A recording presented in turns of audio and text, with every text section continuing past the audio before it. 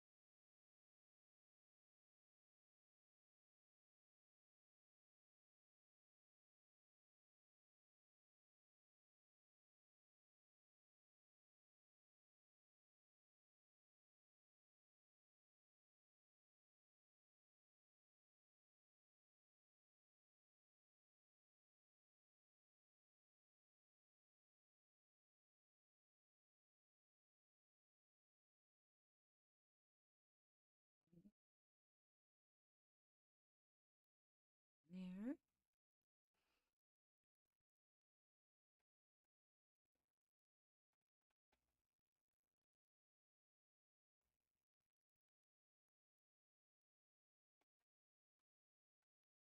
There we are, getting started.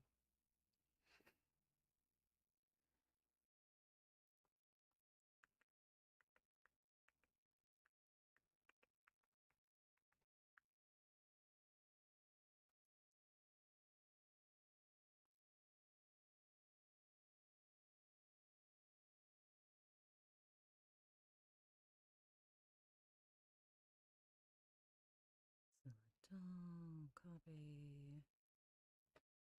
Rower.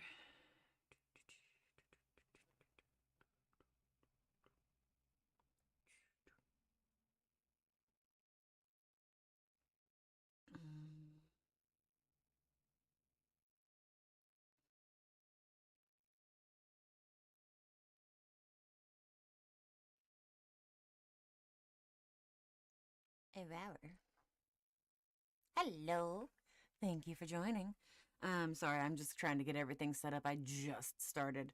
Um, so I was sending out my invites.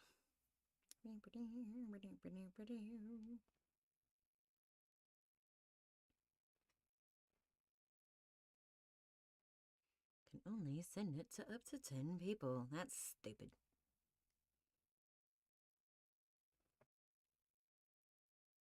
Yoda know me. That's cute. That's enough invites for now. So how are you doing today? I don't even know who's in here at the moment. But I appreciate you coming over. It's been a day. However, hello, Hixie. I love you.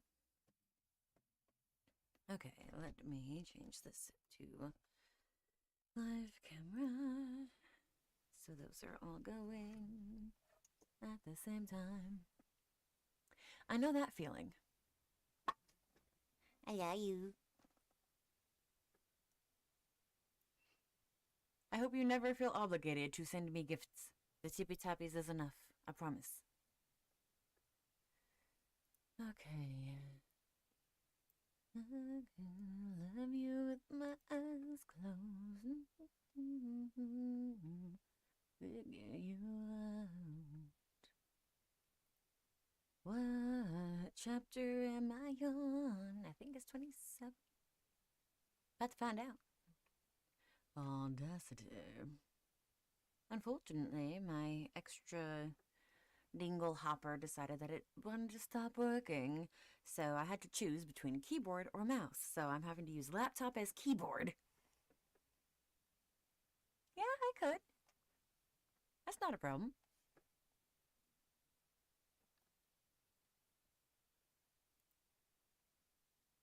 I meant what you knew.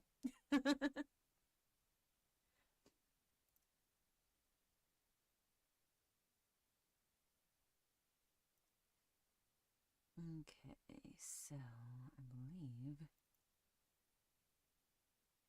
think this is the one that I'm on, chapter 21.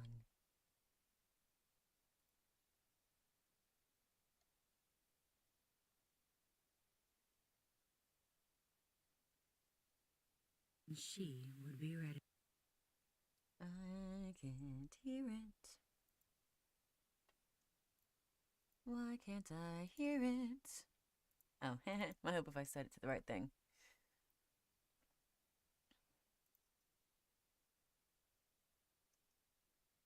I still can't hear it. Why?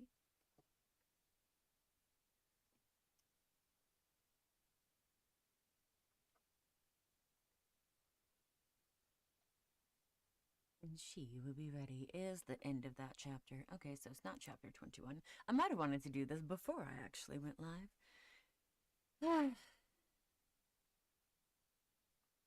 If I only had a brain. So, chapter 22 then, is it?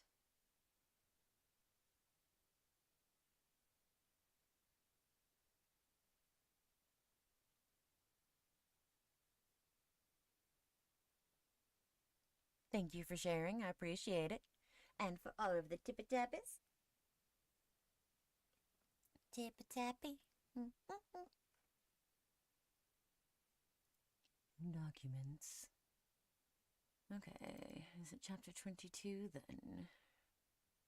Why are you opening? You're supposed to open on that screen. Why are you opening over here? Yeah, I'm only 4 minutes into that chapter. So, chapter 22. Now to figure out where I'm at in that chapter.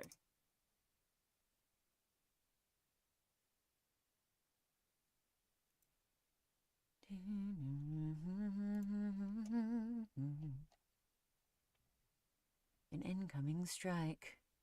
Where's it at? Where's it at? Where's it at?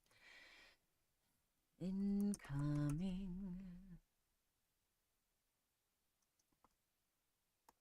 strike. There it is.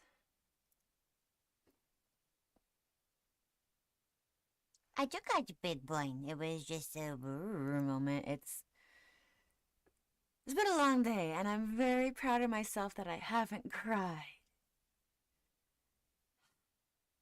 But, yeah. Anyways. There might be emotions tonight, and that'll be fun. Okay.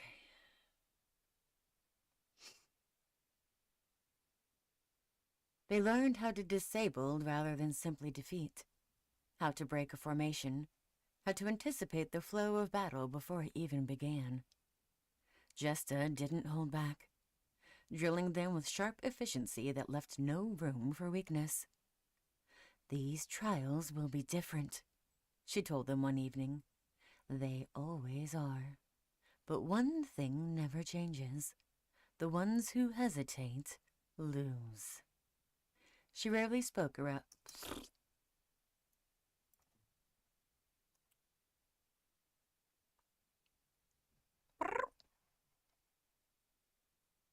Running like a one-legged gerbil. But my brain just.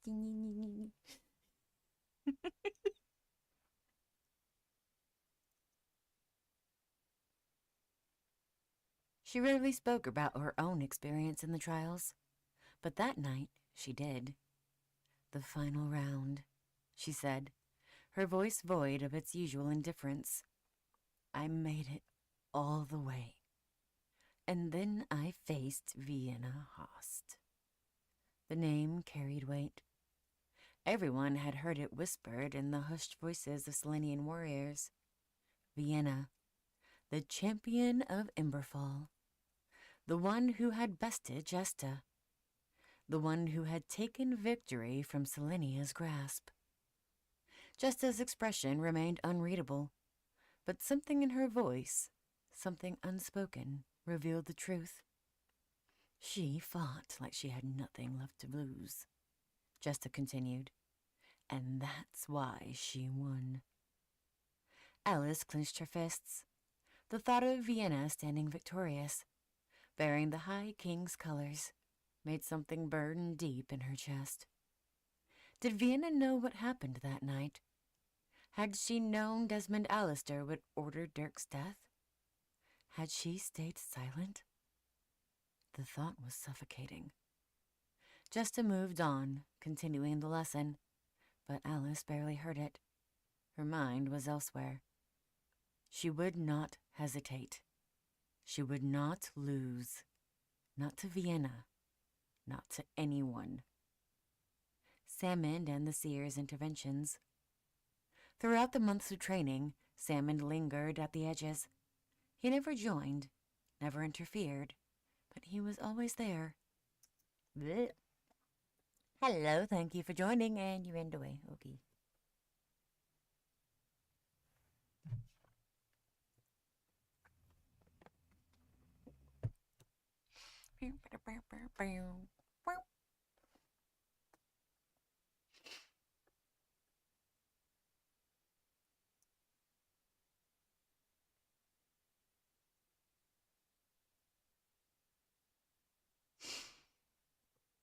Sometimes he called out to Alice, his voice laced with amusement.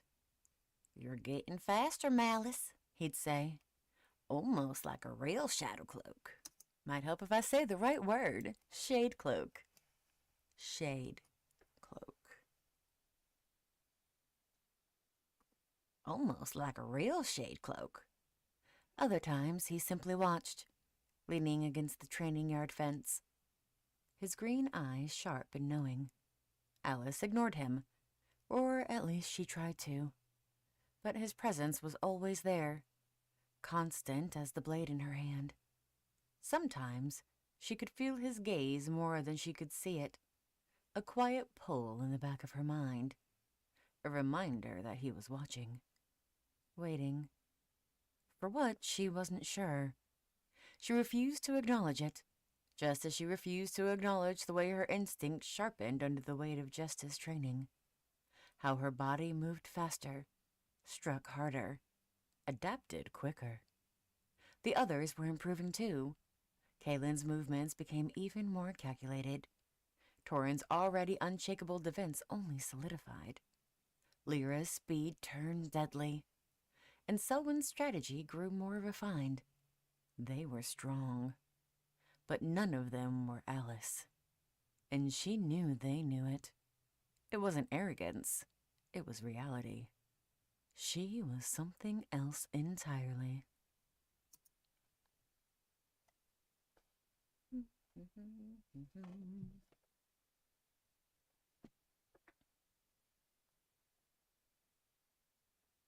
And yet, she wasn't the only one who noticed. One afternoon, while she was sharpening her blade, she felt it again.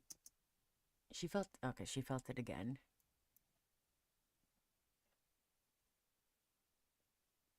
She felt it again, the weight of unseen eyes. She turned slightly, her gaze shifting beyond the training grounds. The seer. She stood at the edge of the field, draped in celestial robes that shimmered like liquid light. Unmoving, silent, watching. Alice met her gaze, waiting for her to speak, to give one of her cryptic warnings. But the seer only stood there, saying nothing, offering nothing. Alice hated it. She tightened her grip on the... Tightened her grip.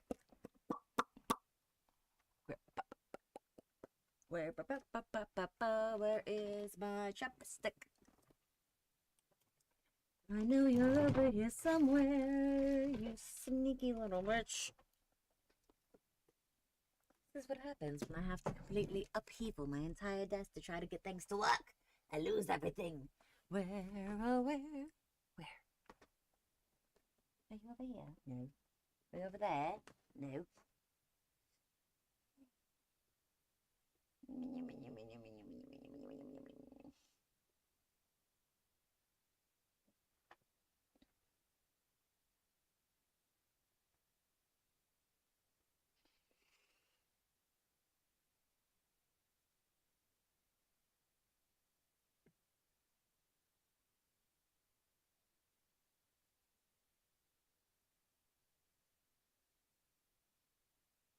Sorry, it's been a day.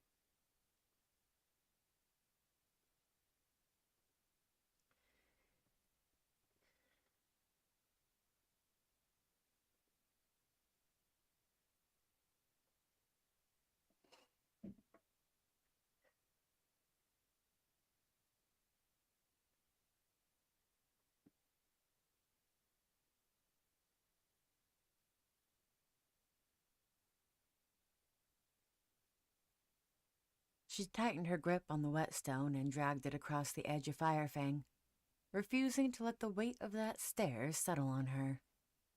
The silence stretched, thick and unmoving, pressing against Alice's skin like a phantom touch. She forced herself to focus on the rhythmic scrape. On the rhythmic scrape.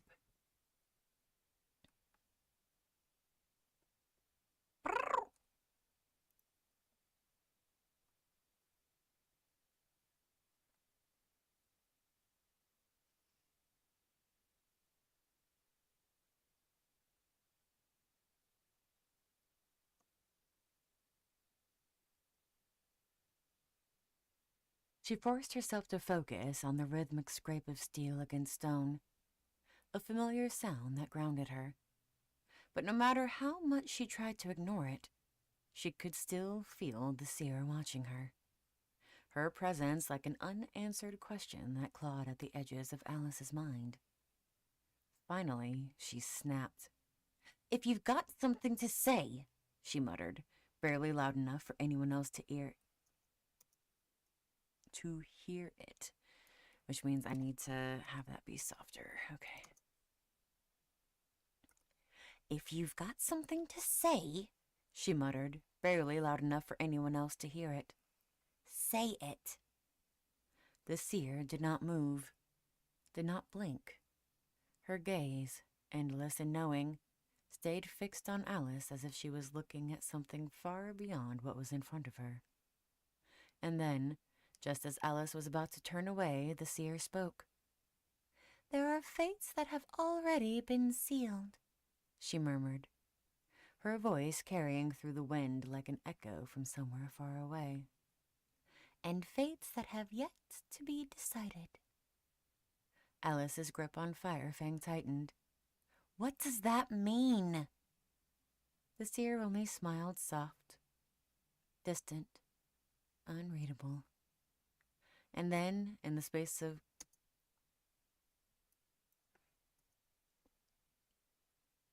And then, in the space between one breath and the next, she was gone.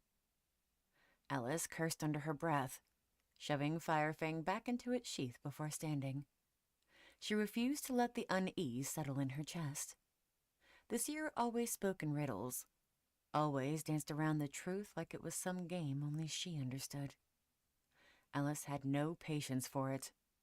She had enough weighing on her mind already. She turned on her heel, striding toward the barracks, willing the...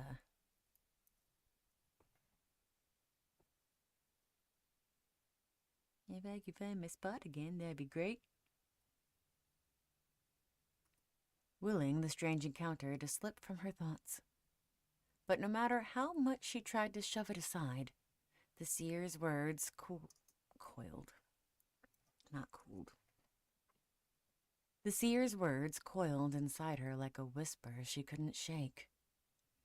Fates that have already been sealed, and fates that have yet to be decided. What did that mean for her? The question gnawed at her, but she refused to let it take root. It didn't matter. She wasn't here to be guided by cryptic visions or divine prophecies. She was here to win, to carve her own path, with her own strength. She pushed open the barracks door, stepping inside the dimly lit space where the others were already settling in for the night. A few warriors murmured quietly, their voices hushed, their exhaustion evident. Across the room, Lyra meticulously sharpened one of her daggers, while Torrin sat on his cot, methodically wrapping his knuckles in cloth. Selwyn was seated near the wall, writing something in a small leather-bound book, his expression unreadable.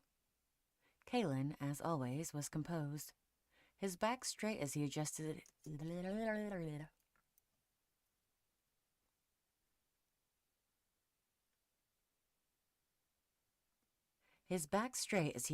his armor straps, his focus unwavering. None of them paid her much mind, which suited her just fine. Alice moved to her own cot, lowering herself onto the firm mattress. The air was thick with unspoken tension, the weight of the upcoming trials hanging over all of them. 5 months had passed, and now they were on the precipice of something greater, something final. She laid Firefang across her lap, fingers tracing its worn grip.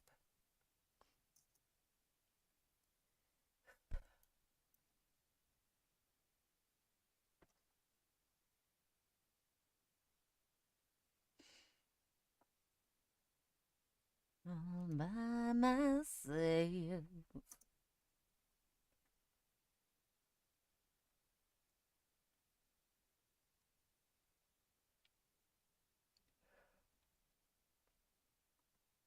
The sword had been a gift from her father, and soon it would taste blood again.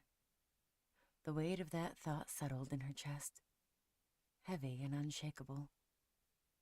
The trials weren't just a test. They were a reckoning.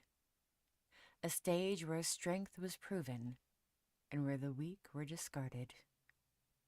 Alice exhaled slowly, tilting her head back against the cold stone wall. 5 months of relentless training had led to this moment. 5 months of pushing herself past exhaustion, past limits she hadn't even known she had. And yet, she still felt like she was waiting for something unseen, lurking just beyond her reach. She closed her eyes for a moment, letting the distant hum of voices in the barracks fade. She could hear the steady sharpening of Lyra's dagger, the low rustle of Selwyn flipping pages, the rhythmic tap of Torrin's fingers. Familiar sounds. The sounds of warriors preparing for what lay ahead. A shadow shifted in her periphery, and Alice's eye snapped open. Salmond was leaning against the doorway, arms crossed, watching her with that infuriating smirk. "You're brooding again," he remarked, pushing off the frame and striding toward her cot. Alice didn't move, only lifted a brow. You always lurking, or do you actually have something useful to say? Salmon feigned offense, placing a hand over his chest. You wound me, Malice. Truly. He dropped onto the edge of the cot across from her, studying her with an unreadable expression. You look like you're doing too much, thinking too much. You look like you're thinking too much. Dangerous habit, she scoffed. And you don't? He grinned. Oh, I think all the time. Just not about the same things you do. Alice rolled her eyes, running a hand over Firefang's hilt. What do you want, Salmon? His grin didn't fade, but something in his posture shifted, his casual ease giving way to something sharper. I just wanted to see if you're ready. For what? She asked, though she already knew. For what's coming, Salmon replied, voice quieter now. The trials are a spectacle for most, but for us, it's something else entirely. Alice met his gaze, unflinching. I know. Do you? Salmon leaned forward slightly, resting his elbows on his knees. Because where from I'm sitting, it looks like you're still holding on to something that's keeping you from going all the way. Alice's jaw tightened. I don't hesitate. I didn't say hesitation, Salmon corrected smoothly. I said holding on. There's a difference. Her fingers dug into her palms as she studied his expression. There was something infuriatingly patient about the way he watched her, like he already knew her answer and was waiting for her to catch up. She exhaled sharply, shifting Firefang against her hip. You think you know me so well. I don't have to think, Salmon said simply. I do know you. And I know that whatever's holding you back is gonna get you killed. Alice didn't respond, but her silence was telling.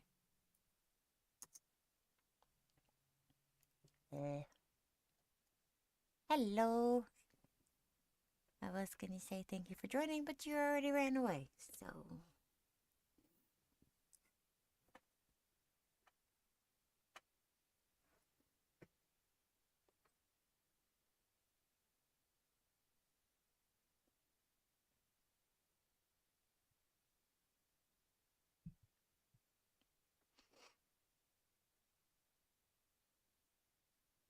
The weight in her chest was suffocating, but she shoved it down, forced her expression to remain cold, distant. She wouldn't give him the satisfaction of seeing her waver. Salmon sighed, stretching his legs out in front of him. You want to win the trials? You want revenge? Then stop pretending you can carry the past with you into the future. The two don't mix. She scoffed. You sound like the seer. His lips twitched. That's insulting. Did I say twitch or twitched? I just said twitch. Blurp. His lips twitched. That's insulting. Alice finally turned to face him fully, her gaze sharp. You act like you know everything, but you don't. You don't know what it's like to have your entire world ripped apart and to stand there powerless to stop it. You don't know what it's like to have everything stolen from you.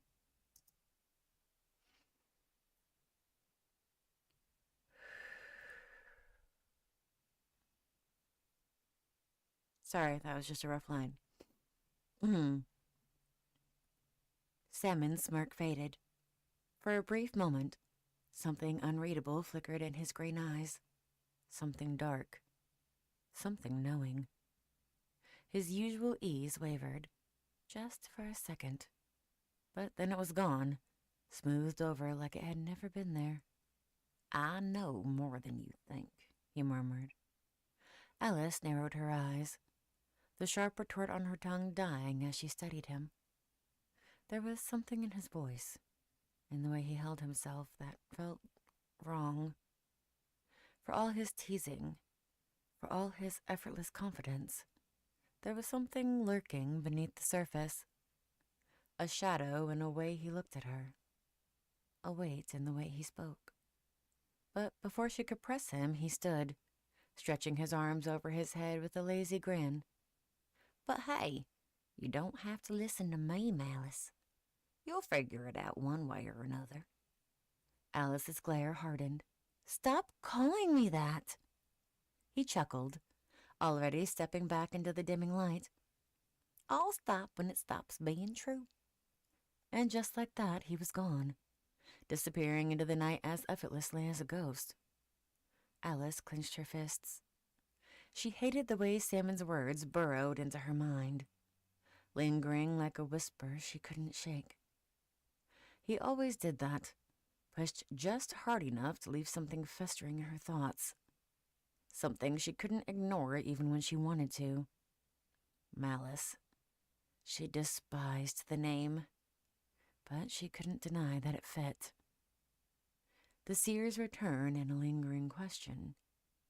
The barracks were silent, the air thick with the exhaustion of warriors worn down by the day's brutal training.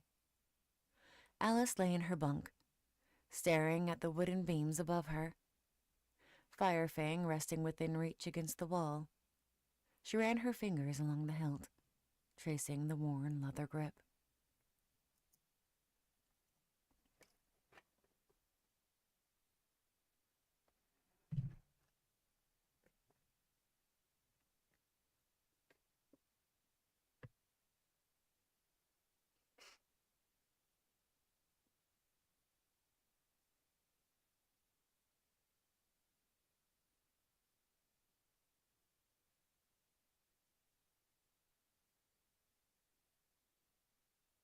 What the?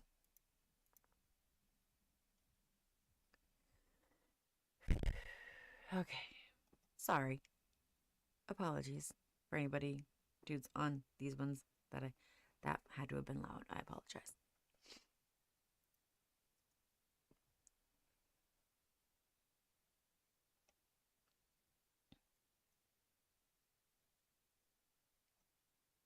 It felt solid beneath her touch. Real. Something to hold on to. Her body ached. How did I just say that? That was a bit too intense. Something to hold on to. Her body ached, but she welcomed the pain. Pain meant she was getting stronger. Strong enough to win. Wind? Good job, brain. Strong enough to win. Strong enough to end this. Excuse me, sorry. Is there another one? No, okay. Sleep did not come easy. When it did, it came in pieces, fractured and uneven. She was standing in the dim glow of a torchlit hall. A long table stretched before her, lined with faces she knew but didn't recognize. Warriors, rivals, ghosts. They were all there, waiting, their eyes locked on her, expectant. Dirk sat at the head of the table. He looked the same as he always had. Broad shoulders, the hard set of his jaw, the quiet weight in his gaze. But there was something wrong about him. His face was too still, too hollow. His eyes, once so sharp, so full of something real, were empty. In front of her, Firefang was already in her hands. Blood dripped from the tip. She tried to move, to look away, to breathe, but her body wouldn't obey. Her heart pounded, her grip tightening around the hilt.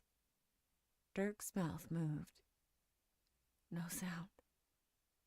His gaze never wavered, never softened. It was her choice. It had always been her choice. Alice gasped awake, her breath sharp and ragged. The barracks were dark, the only sound her own pounding heartbeat. Her fingers were locked around Firefang's grip, her knuckles white. She swallowed hard, releasing the blade and pressing a hand to her face. It was getting worse. The dreams, the silence, the way it all felt so real. She exhaled, long and slow, forcing a tremor from her hands before trying to get more sleep. The barracks were silent, save for the slow, steady breaths of those already lost to sleep.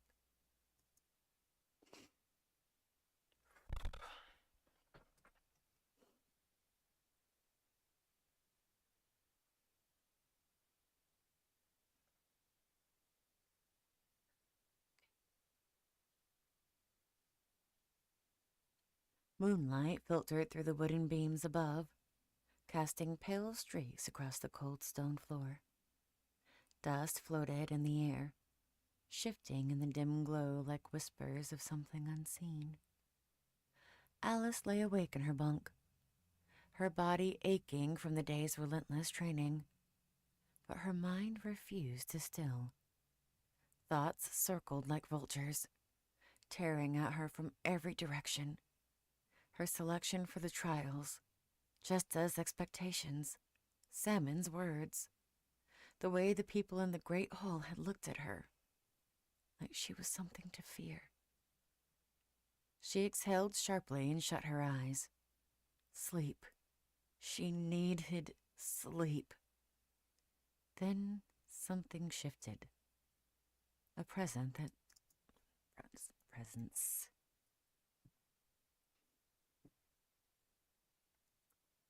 A presence that hadn't been there before. Her eyes snapped open. A figure stood at the foot of her bunk, tall and still, draped in robes that shimmered like mist woven from moonlight. The air around her was heavier now, charged with something beyond the natural world. The seer. Alice's breath caught in her throat.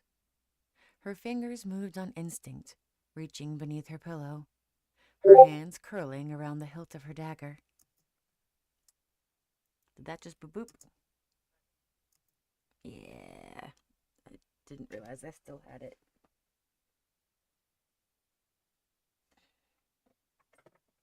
It's being silly.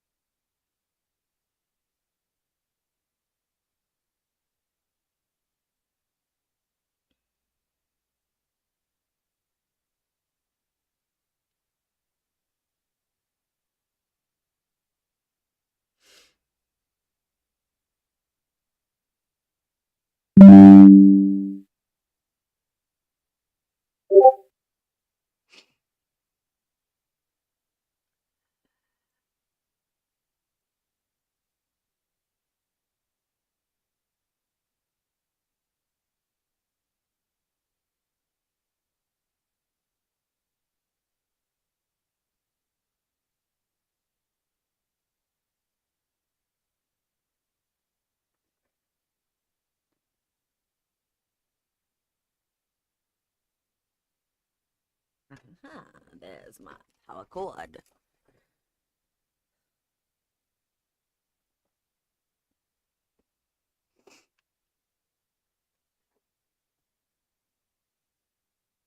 All right, let me close that window so it doesn't burp again. Because I forgot to close the window.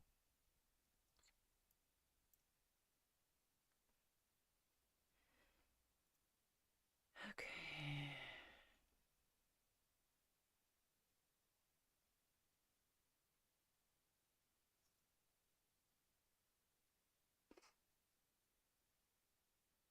her hand curling around the hilt of her dagger. Cold steel met her palm, grounding her as she forced herself to breathe, to think. But the air had changed. The barracks, once filled with the quiet rhythm of sleeping warriors, now felt distant, removed from reality, as if time itself had paused. The seer stood unmoving, her robes shifting without wind, her eyes glowing with something unreadable. Alice didn't trust it, didn't trust her. You stand at the edge of something vast, Alice Halcyon. Did I say Halcyon?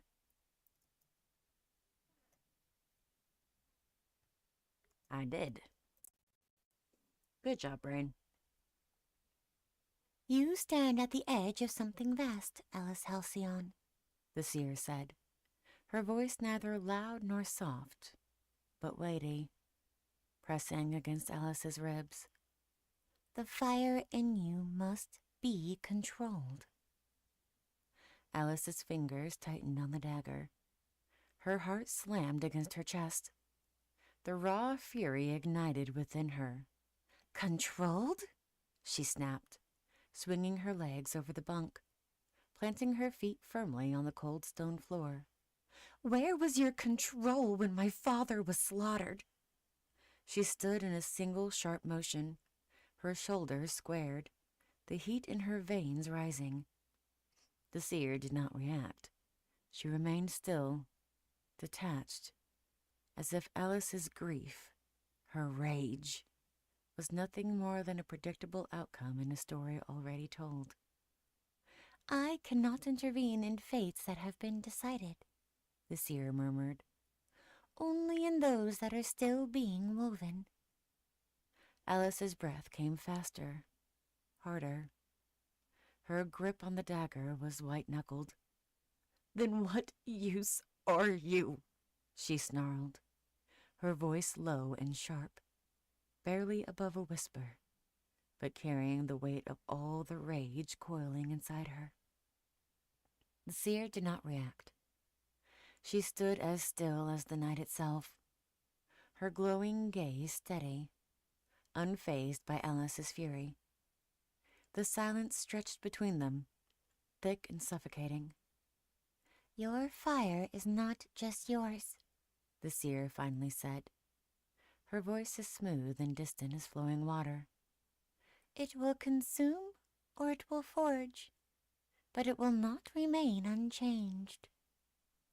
Alice's jaw tightened. The words grated against her, stirring something raw beneath her skin. More riddles. More empty wisdom. It was the same with all of them. The gods, the divine council, the so-called forces that claim to watch over this world.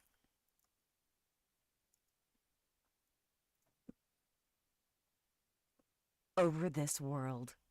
Watching. Always watching. Never doing. Her heartbeat thundered in her ears. She hated it. Then let it burn, she spat.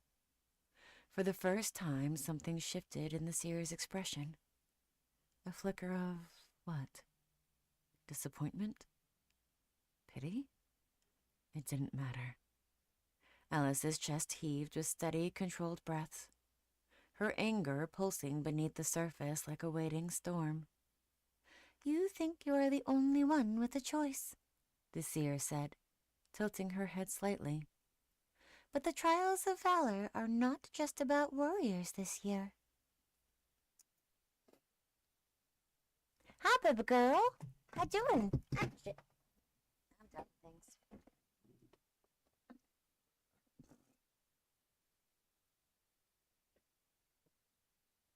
Let me knock things over. I love you too. It's been a day.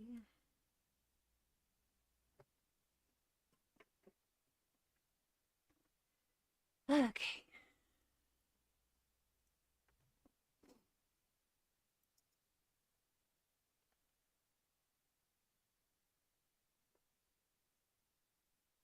Well, she can join the live.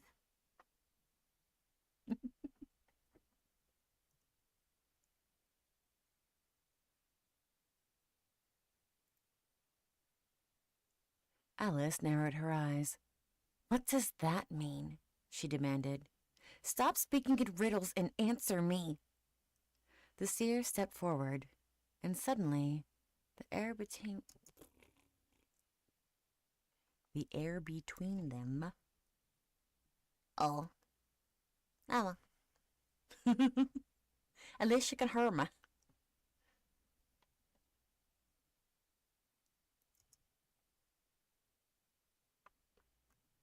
The air between them warped, bending like heat off a blade. The briefest moment, it felt as though reality itself was shifting, pressing in around Alice like unseen hands. This year, she said coldly. A slow creeping tension. A slow creeping tension curled around her ribs, coiling into something almost like dread. But she refused to let it take root. She clenched her jaw, meeting the seer's gaze with cold defiance. I only care about one fate, she said, voice like stone. The seer studied her for a long, measured moment. Then, just as suddenly as she'd appeared, she was gone. The barracks returned to silence. The night air, once thick with something other, settled back into stillness. The shadows remained shadows. The world had not changed, but something in Alice had. She exhaled slowly, releasing the tension coiled in her muscles, though the weight of the seer's words still pressed against her ribs. Did I just stutter over that? I did.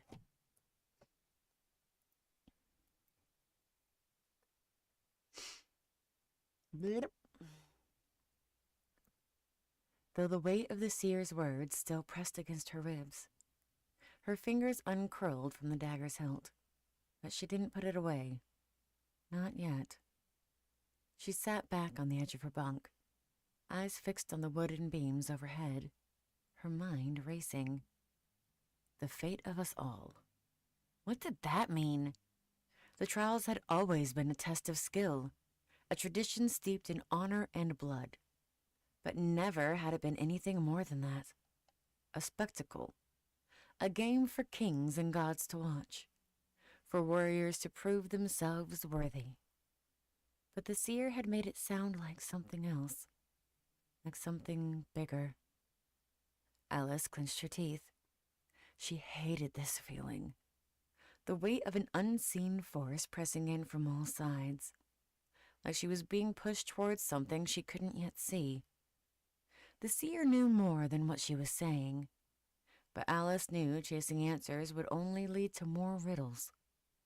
She had never asked for their attention. She had earned it through strength, through defiance, through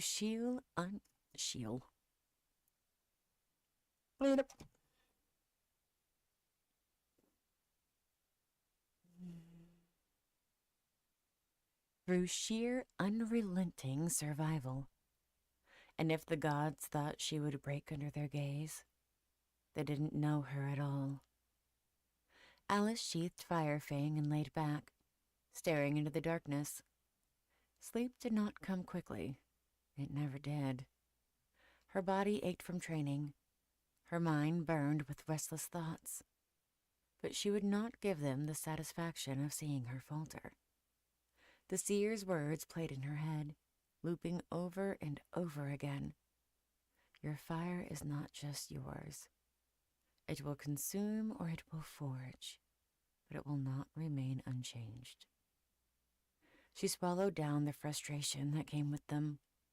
Let it forge then, she thought bitterly. Let it turn to steel. Tomorrow, training would continue, and the departure feast would follow. The trials are inching closer, and Alice would keep moving forward. because that was all she had ever known how to do.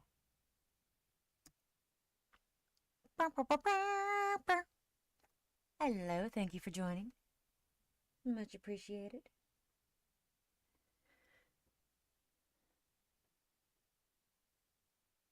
That was the end of chapter 22 of Divinia, A Fate Unwound.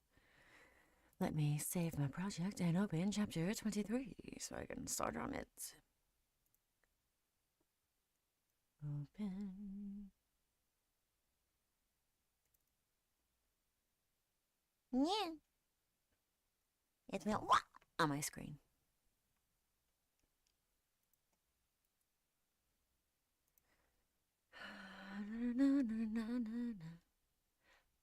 With your eyes closed, figure you out. That song stuck in my head all day.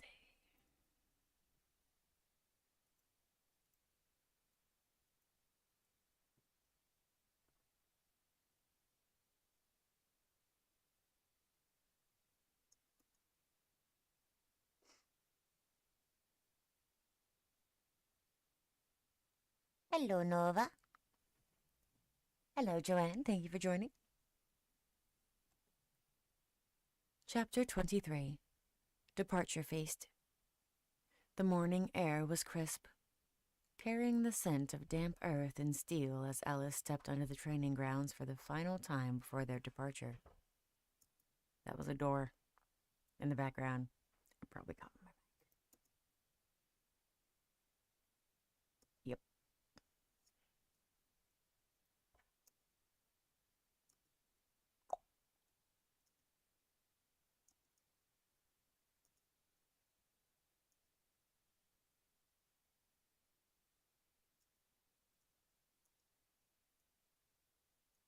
Okay, so from right there, their departure.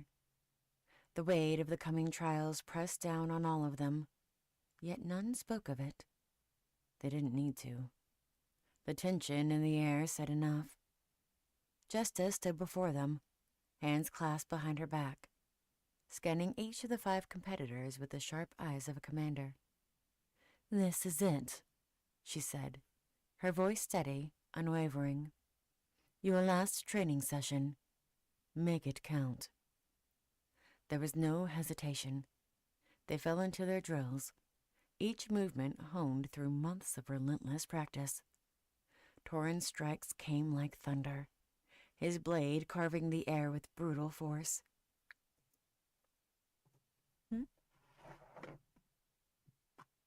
Oh, thank you. It's been a day.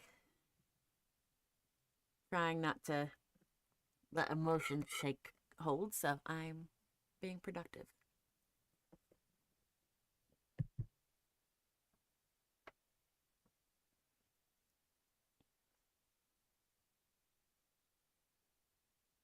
Selwyn fought differently, never meeting power with power, always sidestepping, redirecting, forcing his opponent into a mistake.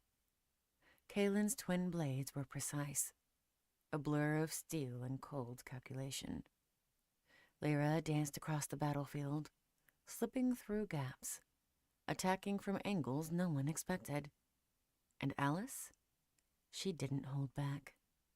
She came at them with everything she had. There was no mercy, no restraint. When she fought to break them, to remind them why they should fear her. Kaylin faltered under her relentless assault. Selwyn barely managed to avoid being caught in a trap he had seen too late. Even Torrhen, solid as a wall, grunted when her strikes forced him to retreat. She was faster, stronger, and they knew it. Jesta watched, saying nothing.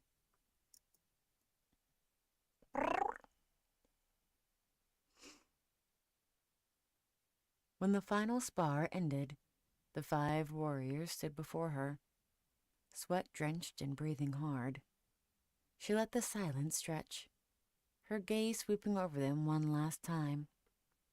"You're ready," she said, and there was no pride in her voice, only certainty. I don't say that lightly. You've trained, you've bled, you've endured, and now you carry the weight of Selenia on your shoulders. Her sharp gaze landed on Alice. Make no mistake, this isn't just about winning. This is about proving that Selenia does not kneel, that we do not break. Jesta let the words settle like the weight of a blade pressed against their backs. None of them flinched. Not Kaelin, not Torin, not Lyra or Selwyn, and certainly not Alice. Did that motorcycle just pick up?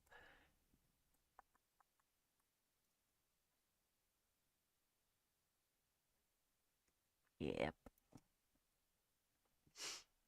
Not Lyra or Selwyn, and certainly not Alice. She met Jesta's gaze with steady, unwavering eyes, her fingers still curled into fists at her sides. You've learned how to fight, Jesta continued. Now, remember why you fight. A pause. A flicker of something crossed her face. Perhaps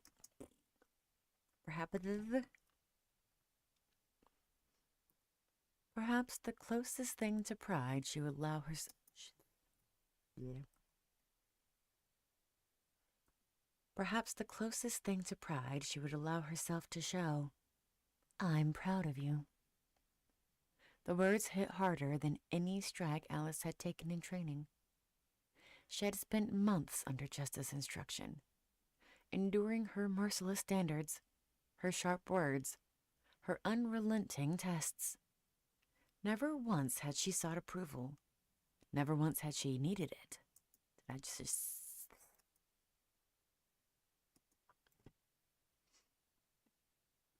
Never once had she needed it. And yet, hearing it now, spoken so simply, carried more weight than she expected. Jesta turned away, giving them no time to linger in the moment. Go clean up. The feast begins soon. The 5 warriors hesitated only briefly before breaking away, heading toward the barracks. The training grounds, which had been their home for months, now felt like the past. Ahead, Solaria and the trials awaited. Alice lingered for a heartbeat longer, her mind already shifting forward, already calculating what came next.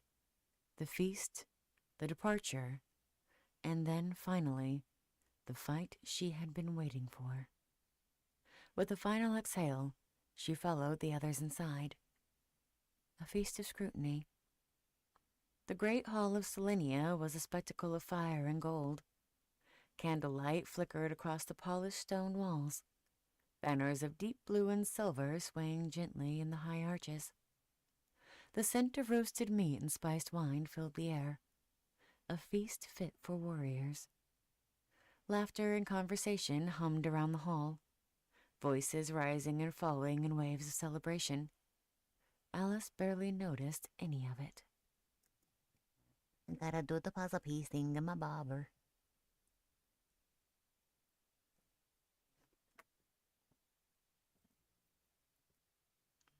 Yay, it worked. Okay. Okay. She sat at the far end of the shade cloak table, her fingers absently tracing the rim. Absently? Her fingers absently Really? Her fingers absently tracing the rim of her untouched goblet.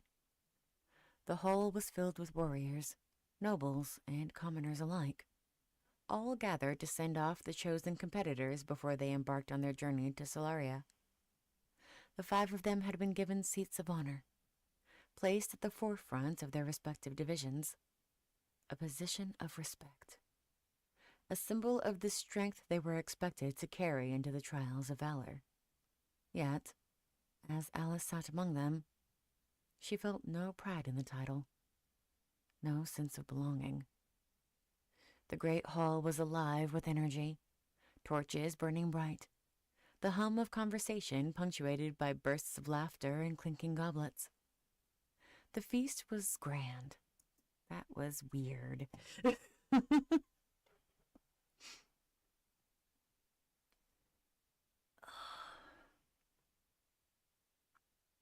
The feast was grand. Platters of roasted meats, golden loaves of bread, flagons of dark... Is it flagons? And that one is now wanting to go.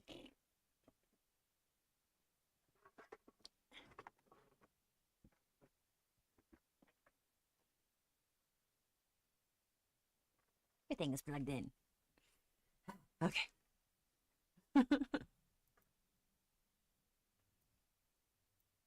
How is it? I believe it's flagons. Upronounce.com. Flagons. Excuse me.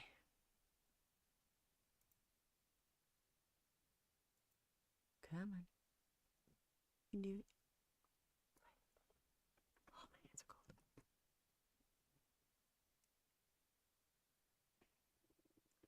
You didn't last long at all. Flagon. Flagon?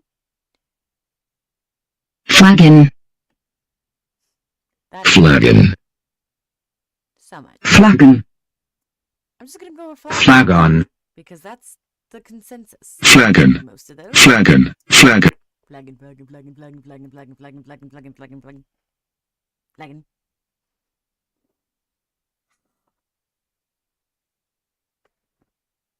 Give me a minute, I gotta defrost. How you doing today?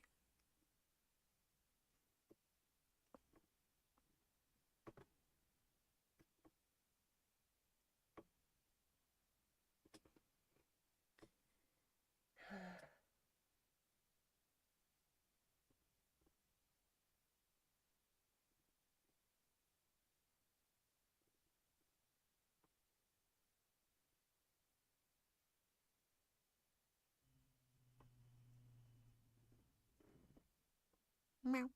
Meow, meow, meow, meow, meow, meow, meow. Right.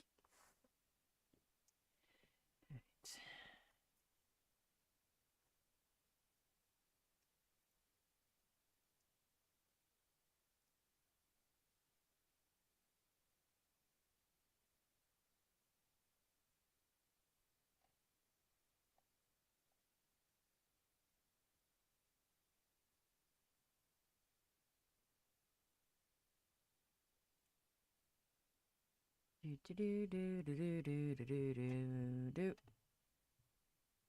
There it is. Ha. Flagons of dark Selenian wine, but Alice barely touched her plate. She had no appetite for celebration. She glanced around, noting how the crowd reacted to each of them. Torin Veilheart, seated beside the Frostblade Vanguard's general, was greeted with approving nods. Warriors raising their drinks in recognition of his brute strength. Lyra Veswin, ever the enigma, was effortlessly charming, engaging in light conversation with her commanding officer. Kaelin Frostvale remained composed, his demeanor sharp as ever, while Selwyn Draven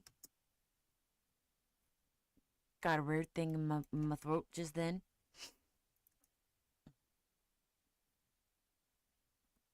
While Selwyn Draven listened intently to a council member speaking about the significance of Selenia's presence in the trials. That was a really long sentence. Holy cow. Let me redo that one and break it up a smidgen, shall we?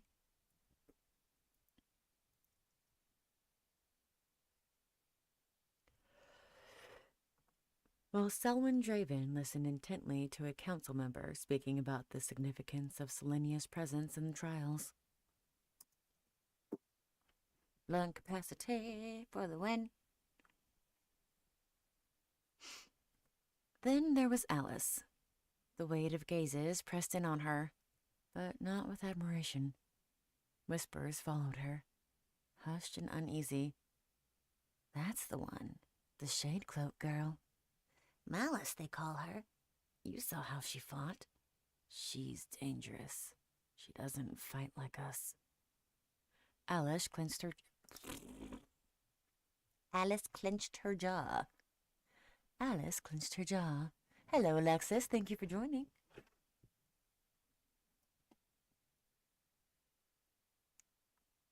Alice clenched her jaw, staring into the flickering candlelight.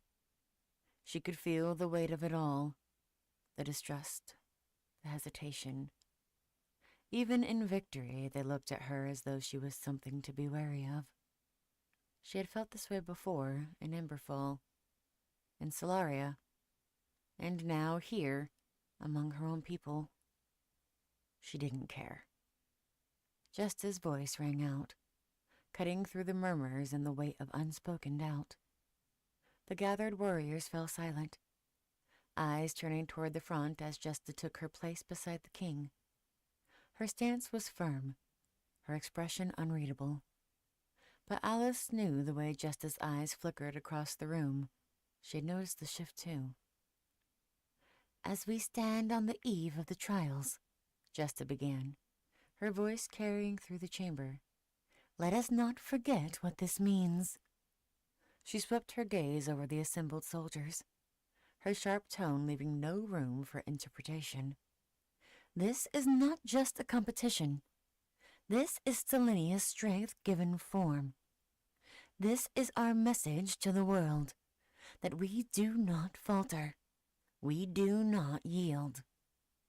A roar of approval followed, warriors slamming their tankards, voices raised in agreement.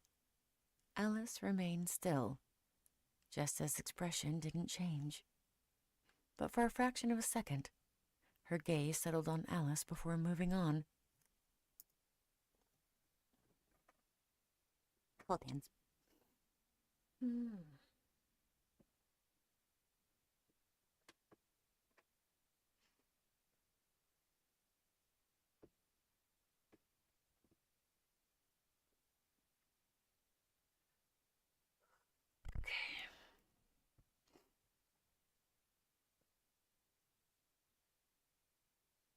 King Cirrus Selsta stepped forward then, his deep blue cloak shifting, the silver crest of Selenia gleaming. You five do not fight for yourselves alone, he declared. You carry the weight of this kingdom with you. We expect nothing less than excellence. His gaze moved across the chosen warriors, nodding slightly as his eyes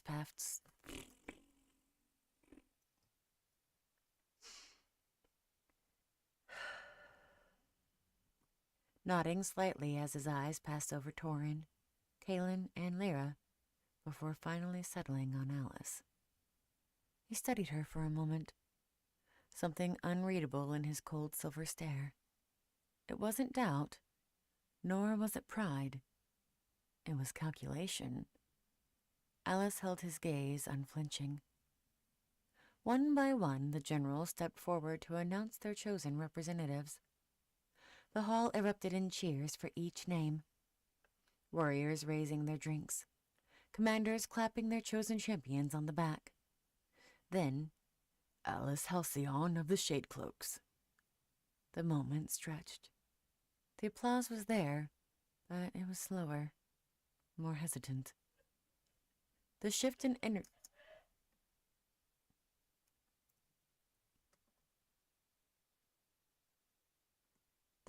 energy was immediate. Some warriors clapped, others murmured among themselves. Whispers, uncertainty. She stepped forward anyway. Her boots echoed against the polished stone floor as she approached the dais where the others stood. She did not bow her head. She did not wait for their approval. Let them fear me. Let them see me. She returned to her seat, ignoring the continued whispers. The feast carried on, the hall alive with laughter, music, and the clinking of goblets. Platters of roasted meats, fresh bread, and golden fruit filled the tables, but Alice had no appetite. She picked at her plate, absently swirling the wine in her goblet as voices droned around her. The other competitors engaged in conversation, Caitlin speaking in measured tones with Selwyn, Lyra laughing at something Torin had said, but Alice remained silent. She could still feel the weight of eyes on her, the lingering unease that clung to the room like smoke. The people of Selenia cheered for their champions, yet when their eyes landed on her, their voices dimmed, their expressions tightened. She had grown used to it. She had been raised in a kingdom built on strength, where warriors earned their place through battle. But even among her own, she was not seen as a warrior to be celebrated. She was a weapon to be wielded carefully, or not at all. A shift in movement caught her attention. She glanced up just in time to see Jesta rise from her seat and lift her goblet. The hall quieted. "To our champions," Jesta said, her voice clear and steady. "You carry the pride of Selenia with you. You fight not only for yourselves, but for the strength and honor of this kingdom." A murmur of approval swept through the hall. Jesta's gaze flicked briefly on Alice, unreadable. "May you return with honor." The hall erupted in cheers, goblets raised, voices ringing out in support. Alice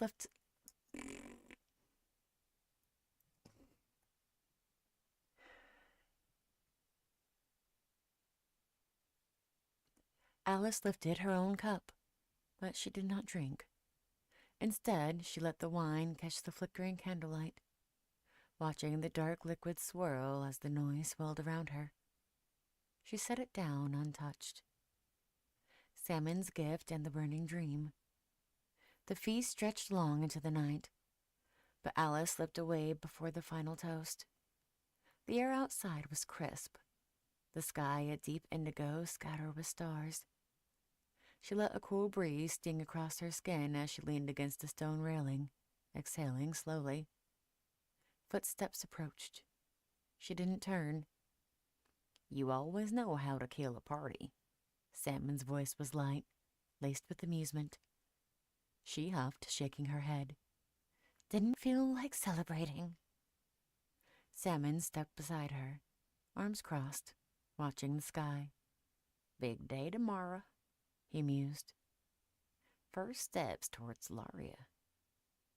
Alice nodded, silent. Salmon turned to her.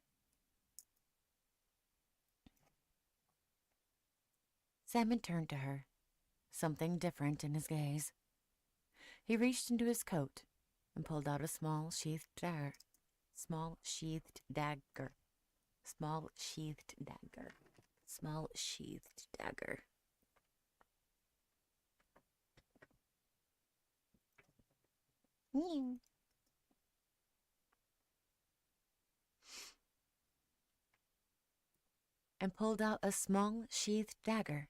Holding it out to her. "Here," he said simply. Alice frowned, eyeing the weapon with suspicion before taking it from his outstretched hand. The hilt was smooth, carved from bone, the blade thin and balanced. She unsheathed it slightly, catching the dim light of the moon on its razor-sharp edge.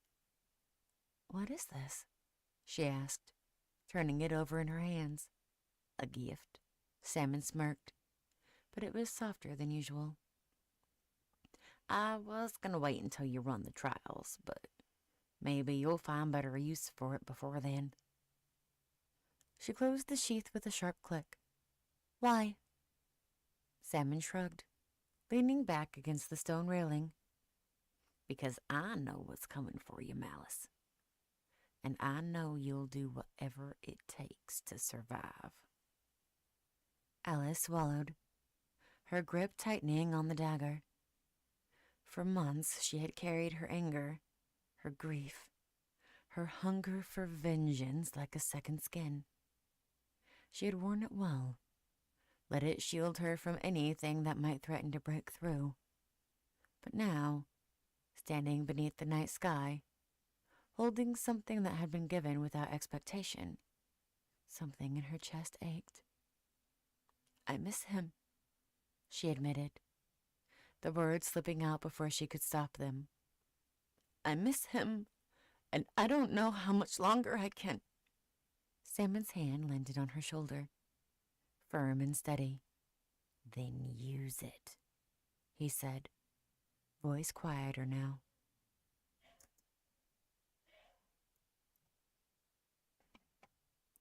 Voice quieter now. You can't go back. You can only go forward. Do what needs to be done. Alice exhaled sharply, pressing her lips together. She didn't want to talk about this. Didn't want to acknowledge the weight pressing down on her. She had a mission. A thimble of a mission.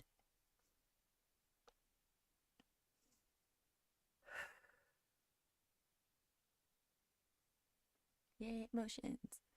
Okay. She had a mission. A purpose. That was all she needed. She forced herself to nod. Salmon gave her shoulder a small squeeze before stepping back. Besides, he added, his smirk returning, I wouldn't miss the trials this year. I'll be traveling with y'all. Alice's brow furrowed. You're coming? Of course, he grinned. Somebody has to make sure you don't set Slurry on fire. I totally messed up the accent on that one, but that was a funny sentence. Somebody has to make sure you don't set Solaria on fire. Alice huffed a laugh, shaking her head. That's not my plan. No, but it's not exactly off the table either. She didn't deny it. Salmon stretched, rolling his shoulders. Well, you should get some rest. Big day tomorrow. Alice hesitated before sliding the dagger into her belt. Good, she said. You're the only person I can count on right now.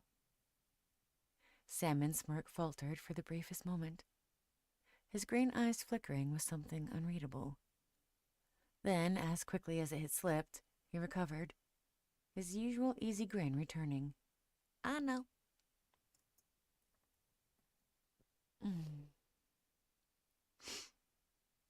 Alice turned away first, the weight of the dagger at her hip grounding her as she strode toward the barracks.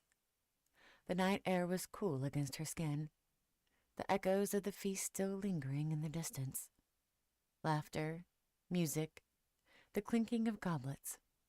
It all felt detached, like a memory from another life, one she had no place in.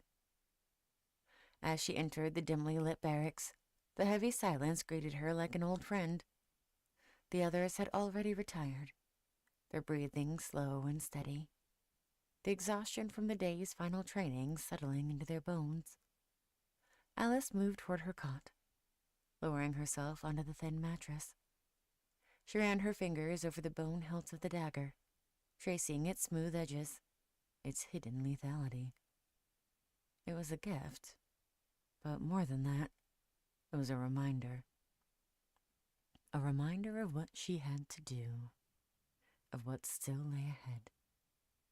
She exhaled, staring at the ceiling, her mind restless despite her body's exhaustion. The seer's words haunted her, latching onto the corners of her thoughts like shadows that refused to be banished.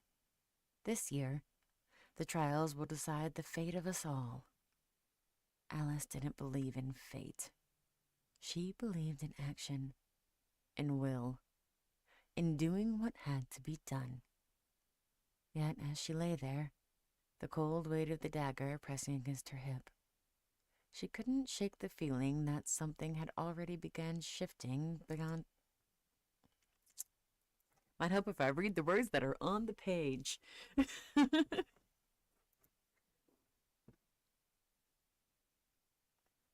Against her hip, where's that at? On here.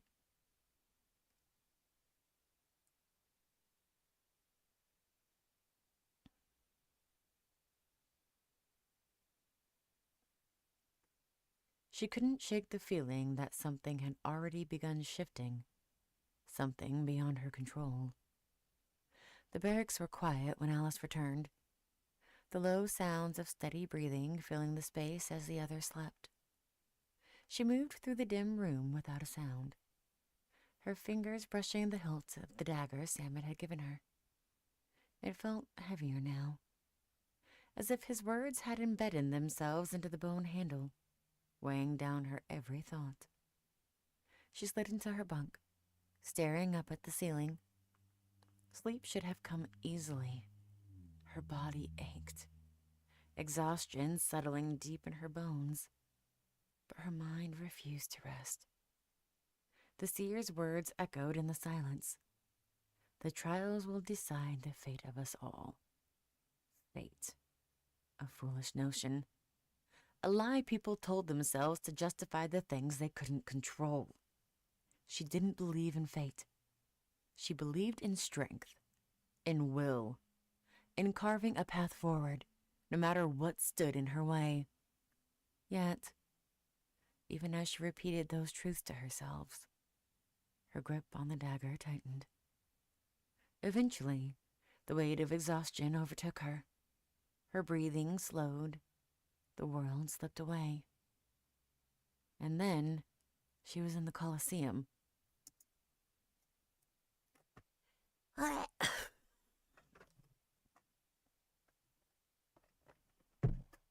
Okay.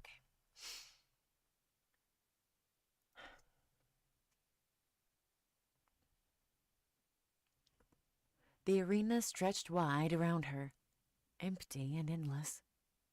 The sky above was a deep, burning crimson.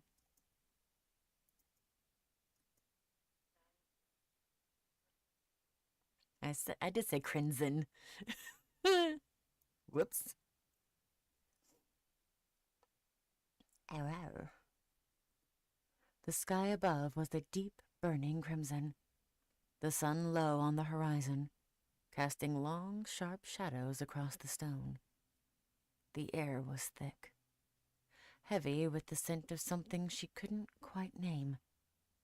She stood alone at the center, Firefang clutched in her hand. Then she looked up. On the highest balcony, draped in black and gold, stood King... Might help if I say all of the words. Stood High King Desmond Alistair. Their eyes met. His expression was unreadable, his stance relaxed, but Alice could feel the weight of his gaze. It was not the look of a ruler observing a warrior. It was something else, something colder. Neither of them spoke. Neither of them moved. Then the world burned. Flames erupted from the stands, swallowing the Colosseum in a roaring inferno.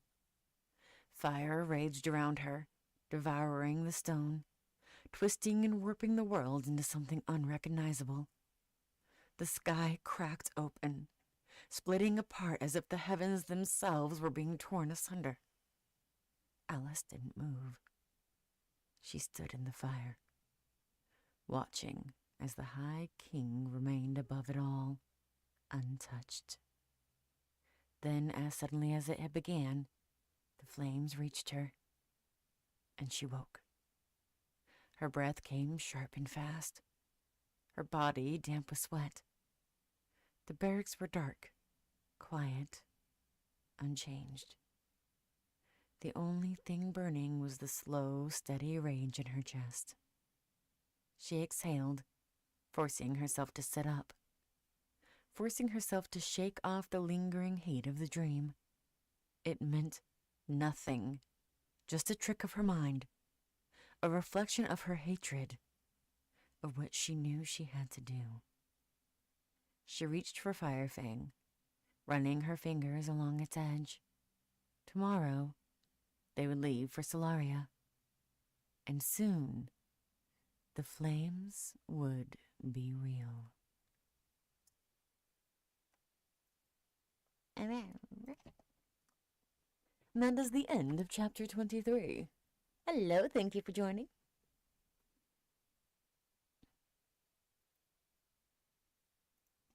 Save project. New project.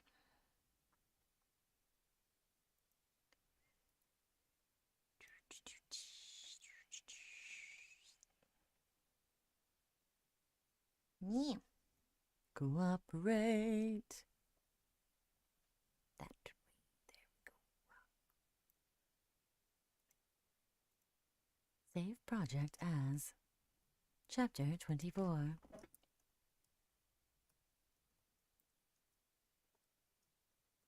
Va isngate. Save.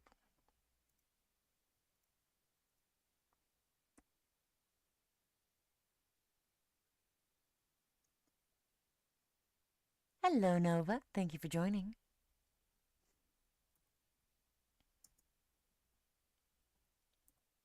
Chapter 24. The East Gate. The walls loomed. The dark stone kissed by the fresh... Their dark stone kissed by the first light of dawn.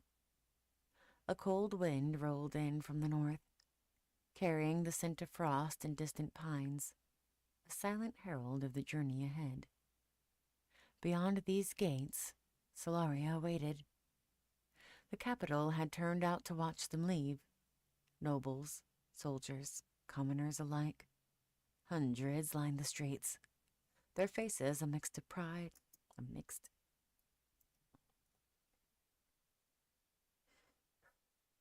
Their faces a mixture of pride, hope, and quiet apprehension. Some cheered, their voices ringing through the cold air, while others whispered, their gazes shifting toward Alice with something else. Fear. Uncertainty. She didn't care. At the forefront of the procession, King Saracelsta stood, a figure of unwavering authority, flanked by the 5 generals. His silver eye swept over the gathered warriors before he stepped forward, his voice steady as it carried through the courtyard. "Selenia thrives because of its warriors," he declared, each word deliberate, calculated. "Because of those who give their lives to protect it. The trials of valor are not just a test of strength, but a test of will, of honor, of sacrifice." His gaze locked onto the 5 competitors, Alice, Lyra, Torin, Selwyn, and Kaelin. I feel a burp. There it is. Excuse me.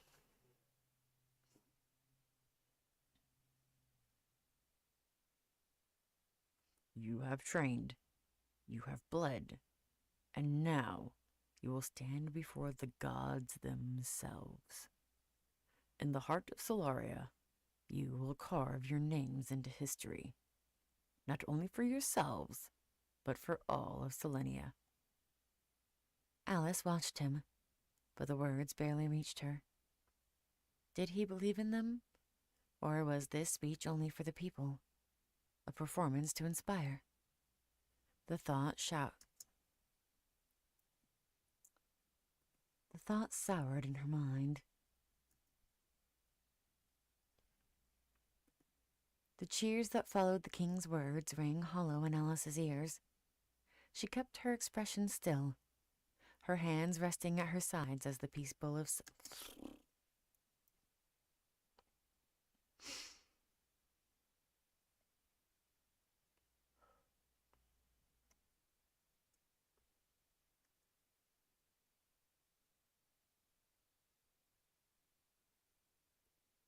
Her hands resting at her sides as the people of Selenia roared their approval. It was all ceremony. She had seen it before. Leaders standing tall, speaking of honor and sacrifice, as if those words alone could turn a battlefield into something less cruel, less final. The weight of so many eyes settled on her, but she didn't flinch. Let them watch. Let them wonder. She had no time for words, only actions.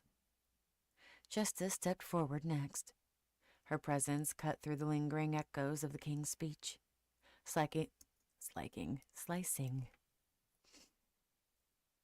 away any pretense of grandeur. She stood before them like a soldier, not a noble, her stance firm, her voice void of flowery declarations. "You already know what's expected of you," she said. "You either rise or you fall. The trials do not care about your name, your title, or your past. The only thing that matters is whether you fight harder than the one in front of you." A pause, just as gaze swept over them, cold and calculating. The road to Solaria is long," she continued. "Use it wisely. Because when you arrive, there will be no more time to learn." Did I say time?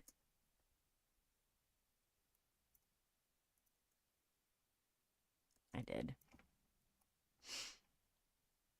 There will be no more time to learn, only to fight. I'd hope if I remember all of the words there. Only time to fight. Alice felt the weight of those words settle over the group. It was different from the king's speech. He had been meant to inspire. Justice was meant to prepare them, and she preferred it that way. When Justice stepped back, the signal was given. The gates of Selenia groaned open, revealing the long stretch of road that led north through Frostvale. A cold gust swept through, carrying the scent of frost and pine. The road ahead was long, winding through the heart of the Frostvale. Winding through the heart of Frostvale, where towering trees and frozen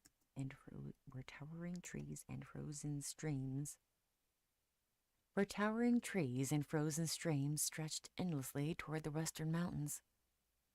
This was the path to Solaria, the last stretch before they faced the trials. Alice took the first step forward without hesitation, her boots crunching against the icy ground. The others followed, their movements measured, shoulders squared beneath the weight of their armor and the expectations of an entire kingdom. Behind them, the gates began to close, shutting Selenia away with a deep, resonant groan. The capital was behind them now. There was no turning back. The first day passed in near silence. The company of warriors, commanders, and chosen escorts moved in a disciplined formation, their movements steady, their voices scarce. The deeper they traveled into Frostvale, the denser the trees became, their thick branches heavy with ice, their dark trunks rising like skeletal sentinels against the pale sky. Snow drifted lazily through the gaps, carried by the same wind that stung against exposed skin. Alice and Salmon lingered at the back of the group. Neither of them spoke much, though Salmon occasionally... Hello, Bray. Thank you for joining.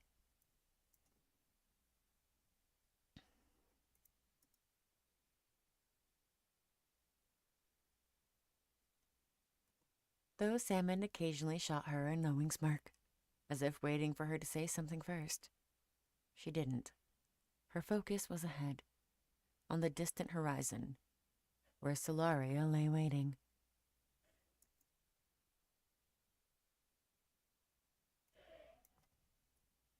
Background noises, there are definitely background noises.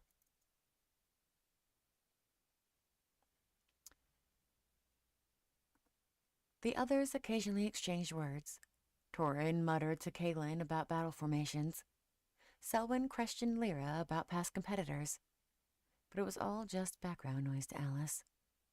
She had no interest in their discussions, no desire to form bonds that wouldn't matter in the end. She wasn't here to make friends. She was here to win. As the sun dipped lower, streaking the sky in deep purples and ember reds, the cold seemed to settle deeper into the bones of the forest. The towering pines swayed with the wind, their branches creaking under the weight of the ice. The road through Frostvale was silent, save for the crunch of boots against the frozen earth and the occasional jingle of bridles from the mounted escorts. By the time Jesta gave the order to make camp, the temperature had dropped significantly. I need water.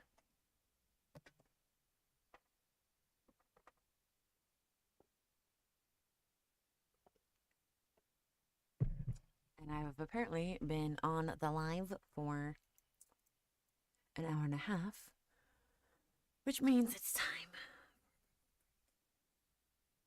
If I don't, then I will pay for it later. Where did my notebook go?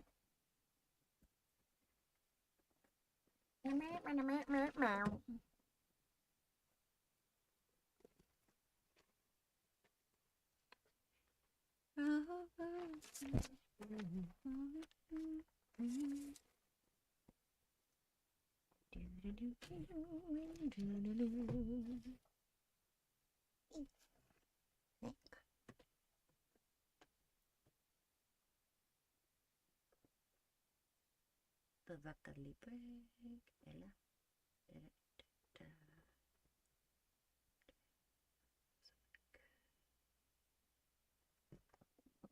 then you do the thingy on the heel.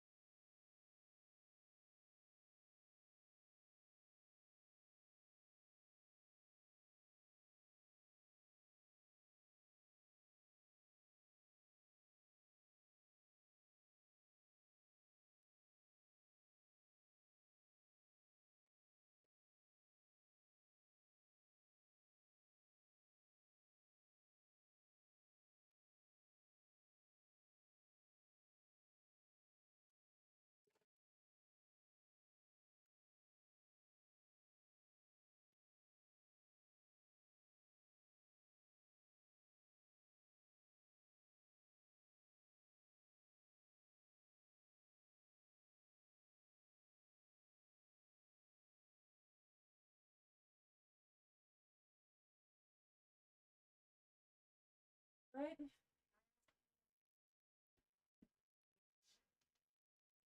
I haven't seen shit. You said you could see the stuff from the red one. It wasn't on the screen. What stuff? Yeah. Fine. That's why when you spoke to me, I couldn't hear you. Also, that you trying to see how that word sounded? What?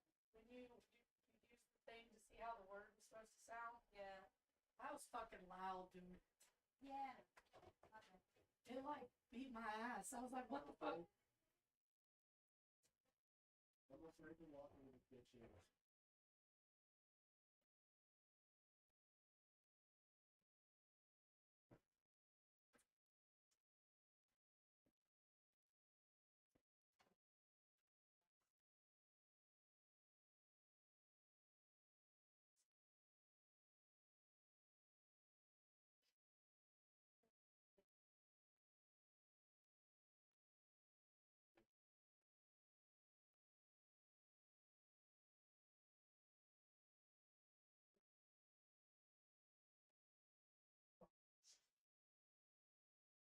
What were you asking?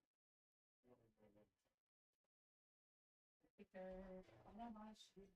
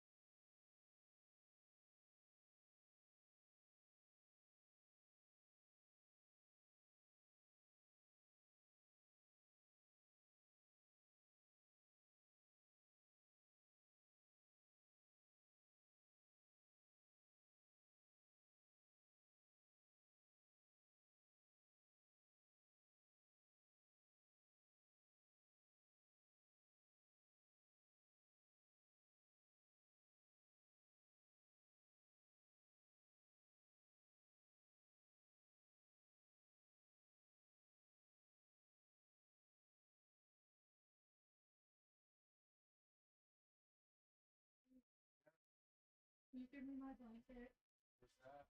on the bed?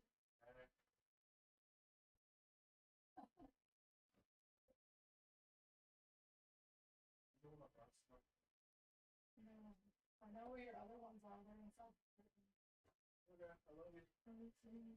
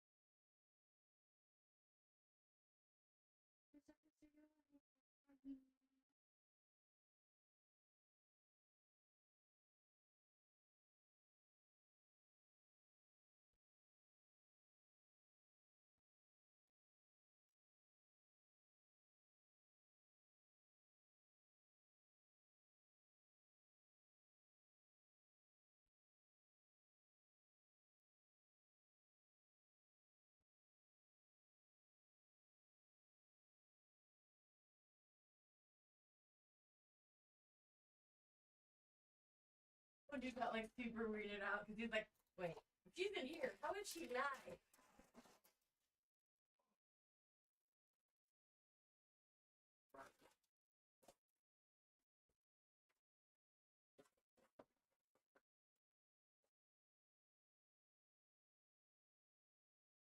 Okay, tape has been taken off of the rug.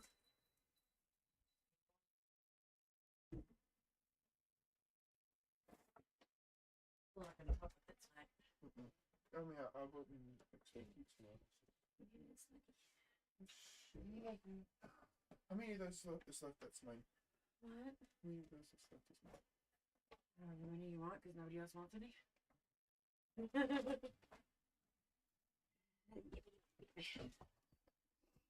Mm.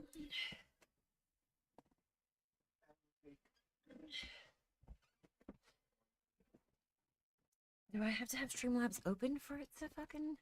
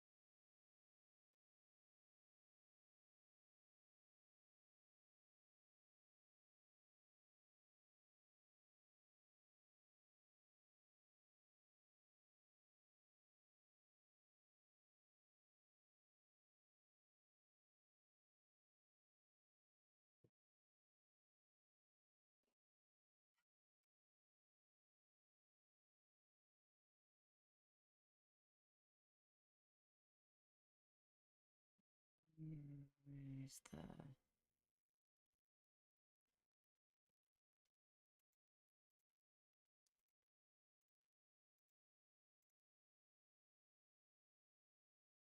widgets?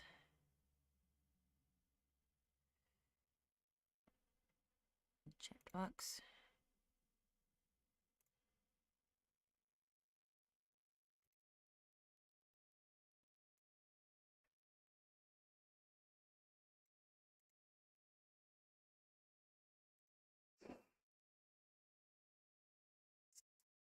Docs.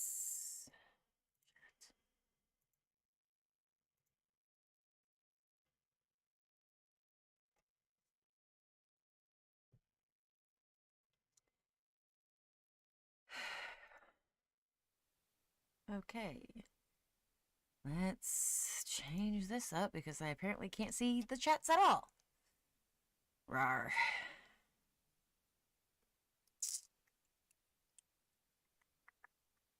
Properties.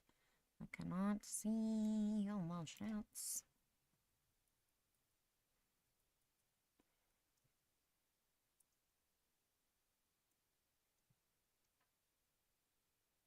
Both red and purple. Purple. Cannot see chats.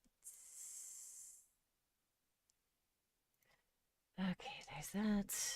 Let's bring you up. Turn the mic back on.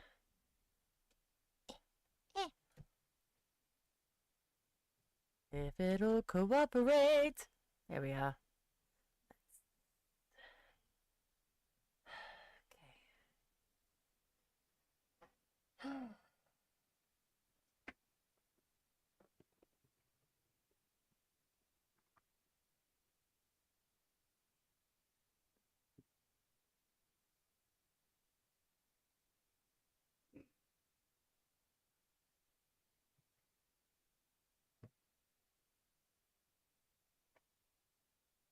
Okay.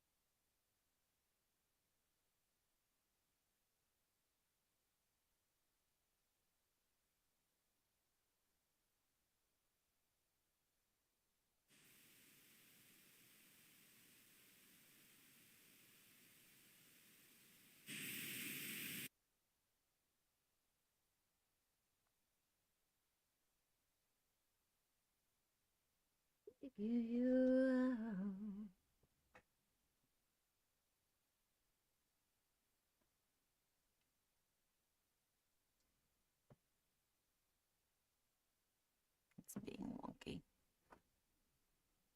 Whatever. All right.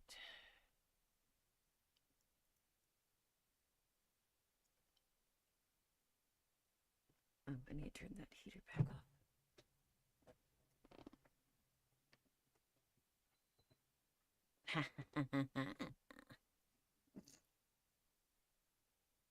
Oh, now I can see it. What in the...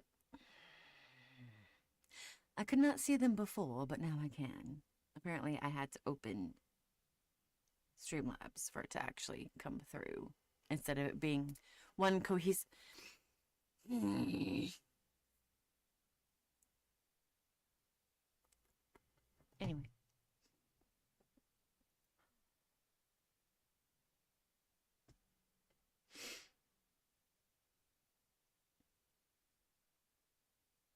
Fires flickered to life across the clearing, their warmth drawing warriors closer. But Alice remained on the outskirts, near the trees. She watched the others settle in, Torin sharpening his blade, Kaelin running a whetstone over his twin swords, Lyra stretching out her limbs, her movements fluid even in the biting cold. Selwyn sat cross-legged by the fire, his fingers absently tracing patterns in the frost-dusted dirt, lost in thought. Salmond, as always, lingered nearby, though he made no attempt at conversation. He didn't need to. His presence was enough to remind her that she wasn't alone, even if she felt like she was. Alice rolled her shoulders, exhaling a slow breath. Tomorrow, they would continue north, moving beyond Frostvale's dense forest and toward the open valley roads that led to Solaria's western gates. The thoughts should have...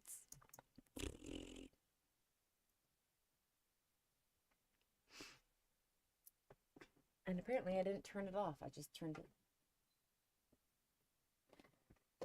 Which means all of that has that in the background, doesn't it? It do. Ooh, great. Where's...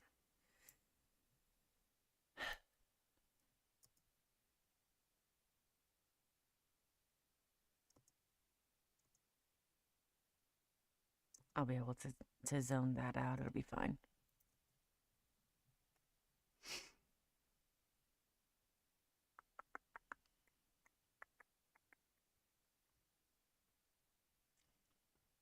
The thought should have steeled her, should have pushed away the restless feelings.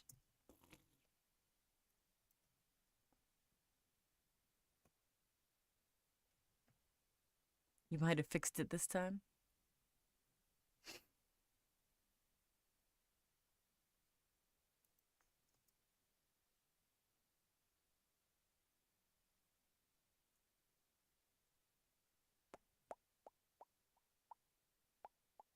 There it is. Should have pushed away the restless feeling gnawing at her stomach. Instead, it only made the unease worse. That night, the cold seeped into her sleep. Wrapping it. Okay. Yeah, I can seize it now.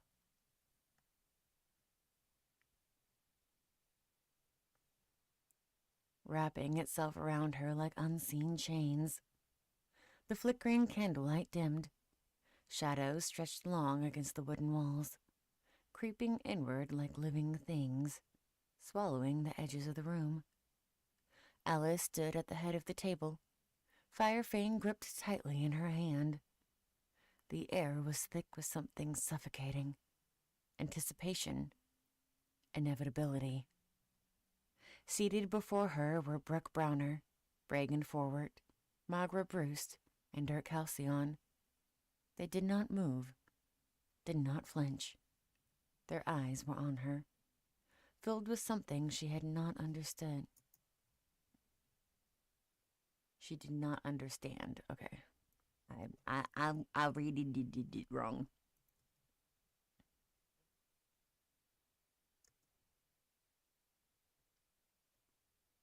Filled with something she did not understand. Not fear, not anger. Acceptance. She had seen this before. She had lived this before. And still, she could do nothing to stop it. Brick's lips parted, but he did not speak. Bragan's fingers curled around the edge of the table as if bracing for what was to come. Magra let out a slow breath, her throat shifting, as if she wanted to say something, as if she wanted to beg. And Dirk simply watched. Her body moved before she could stop it. The first strike landed. Bragan slumped sideways, his chair tipping over with a dull thud. Brooke was next. Firefang drove through his chest in a smooth, practiced motion. He exhaled softly, as if relieved. Magra barely had time to react before the blade was at her throat. A flash of silver followed by silence. And then only Dirk remained. Alice's breath hitched. No. She wanted to stop, to turn away, to scream. But the room darkened. The candlelight sputtered and died. The walls vanishing into nothingness. Dirk did not move.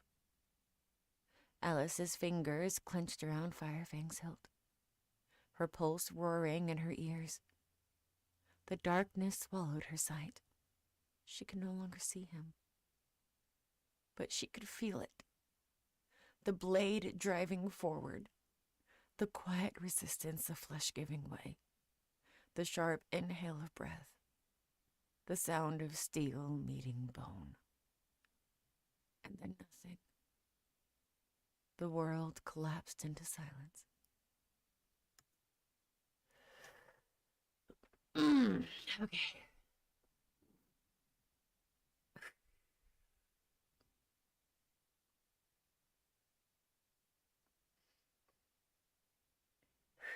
Okay. Sorry, that was just a lot.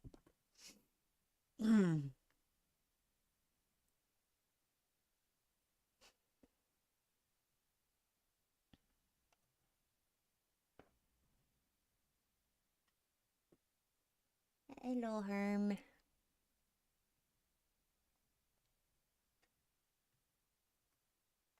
Alice woke up. Her gasp cut through the quiet of the camp, sharp and ragged. Cold air hit her lungs, but she still felt like she was drowning.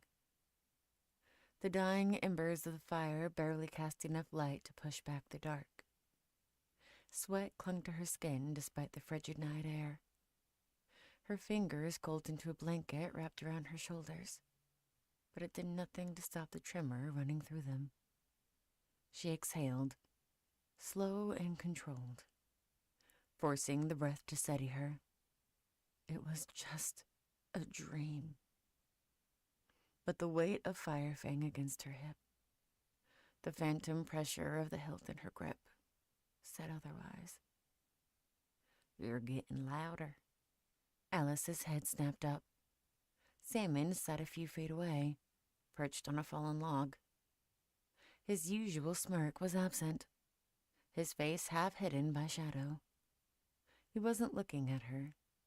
His gaze was on the fire, watching the last bits of charred wood crumble into glowing embers. Alice swallowed. Her throat felt tight. "You heard me?" Salmon finally turned toward her, his green eyes glinting in the dim light. It'd be hard not to. Alice scowled, looking away. Tsk. Silence settled between them, thick with unspoken things. The wind shifted through the trees, a quiet whisper against the frozen branches. "You want to talk about it?" Salmon's voice was light, but there was something behind it, something knowing. Alice almost scoffed. "Do I ever?" Salmon tilted his head slightly, considering her. "No," he admitted, "but you always look like you want to." Alice exhaled sharply through her nose. She didn't argue. The dream still clung to her like frostbite. She could feel the weight of it pressing against her ribs. Dirk's silence. The way they all just sat there. The way Firefang felt in her hands. She clenched her jaw, fingers flexing against the fabric of her blanket. Finally, she muttered, "It changed again." Salmon raised a brow. "How?" Alice hesitated, the weight of the dream still pressing against her ribs, coiling around her lungs like something alive. "I didn't see it," she admitted, voice quieter than she intended. "I just felt it." Salmon's expression remained unreadable, but he didn't speak, waiting. Alice's fingers curled into the blanket, her knuckles aching. "I always stop before him," she murmured, more to herself than to him. "I always kill the others. Magra, Bragand, Brooke." Her voice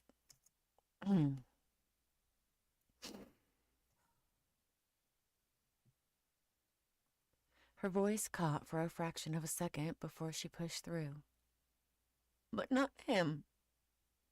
Not Dirk." Salmon tilted his head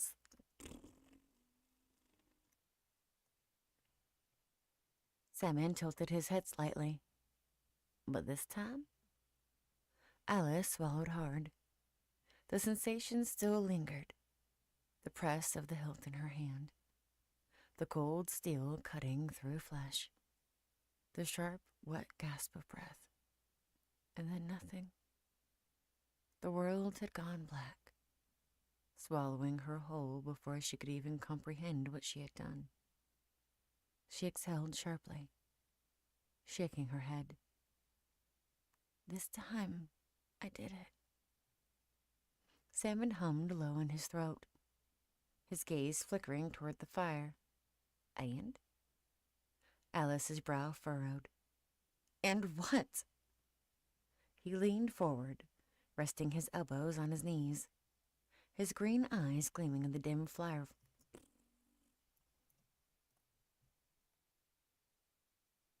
his green eyes gleaming in the dim firelight. "How do you feel?" Alice's fingers twitched. She didn't want to answer. Didn't want to give life to the truth that sat heavy in her chest. But it clawed its way out of her anyway. "Lighter." The word hung between them, more dangerous than any blade. Salmon smirked, but there was something colder beneath it.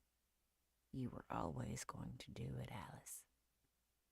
Alice's jaw clenched, the muscles in her throat tightening like a noose. She wanted to argue, to deny it, to say this thing inside her wasn't inevitable. But the words wouldn't come, because she knew. She knew. Salmon's smirk didn't fade. If anything, it sharpened. "That's the real reason the dream changed, isn't it?" His voice was smooth, careful, each word sliding beneath her skin like a blade. "Because you finally stopped resisting." Alice turned sharply to face him. "I wasn't resisting." Salmon lifted a brow. "Weren't you?" Her fingers curled into fists, nails digging into her palms. He was baiting her, pushing her, and damn it, it was working. "I didn't have a choice," she snapped. "It just happened." Salmon hummed, tilting his head slightly. "Nothing just happens, Malice." She hated that name. She hated how easily it rolled off his tongue, how natural it felt coming from him.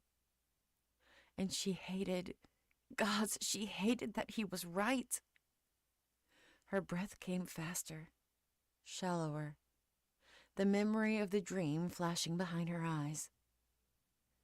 The weight of Firefang in her grip, the sound of steel meeting flesh, the silence.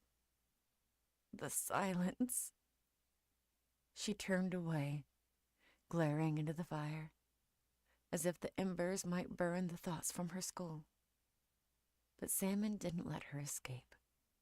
He leaned in, his voice softer now, but no less dangerous.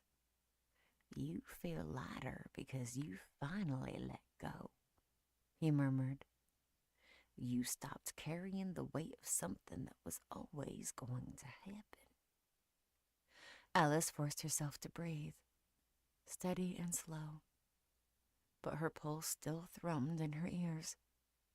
She had spent months convincing herself that she was still in control, that she could choose how this path ended. But what if she never had control at all? Her voice was quiet when she finally spoke. "I think I'm finally ready."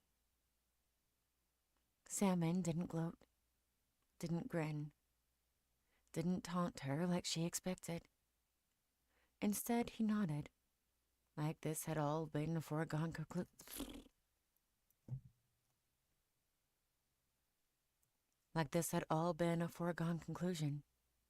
"Good," he said simply.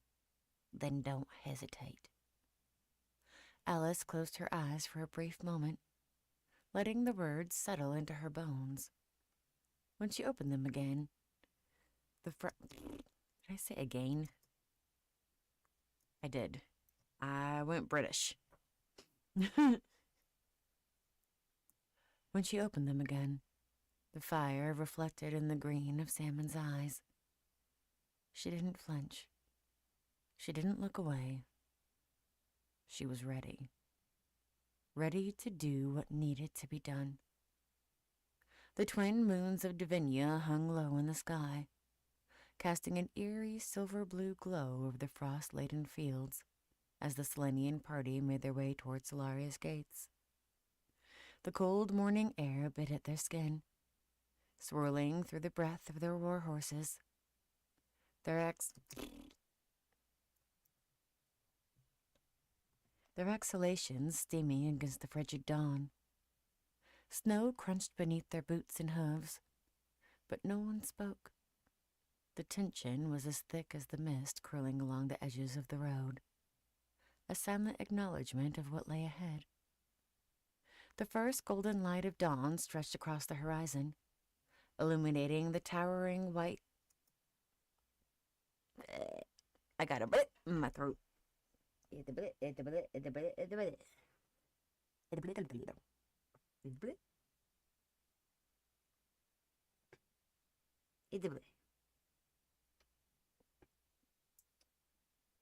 I was checking my Dizzy because I sent someone a message and I haven't gotten a reply.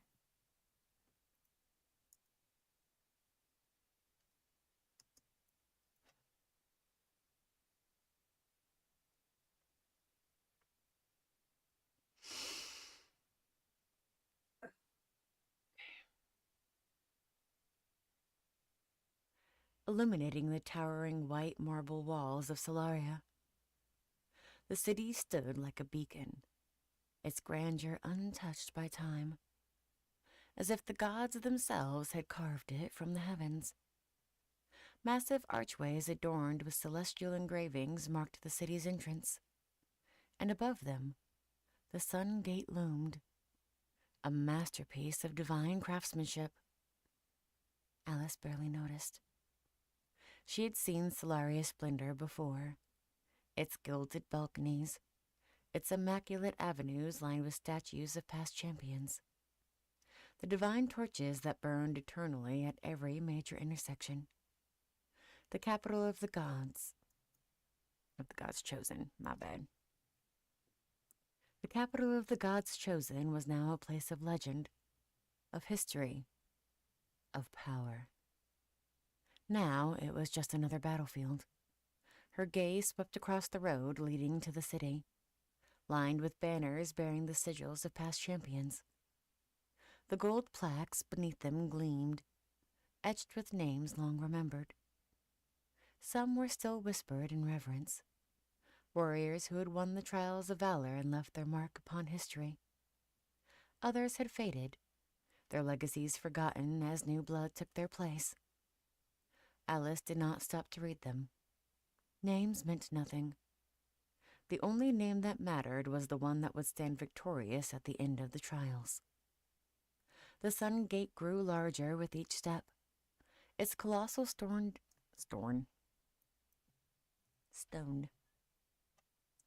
Its colossal stone doors.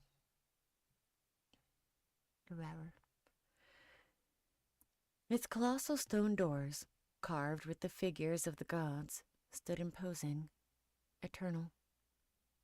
They depicted the celestial battles of old, the shaping of Divinia, the divine hands that had crafted Solaria's foundations. The symbols of the gods shimmered in the morning light, their sacred inscriptions catching the golden hue of dawn. Despite the overwhelming splendor, no one in the Selenian party spoke. Each of them had their own reasons for being here, their own burdens to carry. Torin walked with his usual unshakable resolve, his massive frame moving with a measured precision. Kaylin's sharp gaze never lingered in one place for too long, analyzing every detail of the city's defenses. Lyra moved as fluidly as ever, light on her feet even in the heavy morning... Light on her feet even in the heavy morning air. Selwyn, ever the strategist, was already studying the walls, the watchtowers, the layout of the city's approach, his mind working through dozens of possibilities for battles ahead. And Alice? Alice was focused only on the fight ahead. A welcoming party stood at the gates, clad in ceremonial robes, their faces solemn. City officials, priests, and divine attendants lined the courtyard beyond, their posture formal, their expressions unreadable. But one figure stood apart from them. Her presence... I said stop. It didn't stop recording. It's been mean.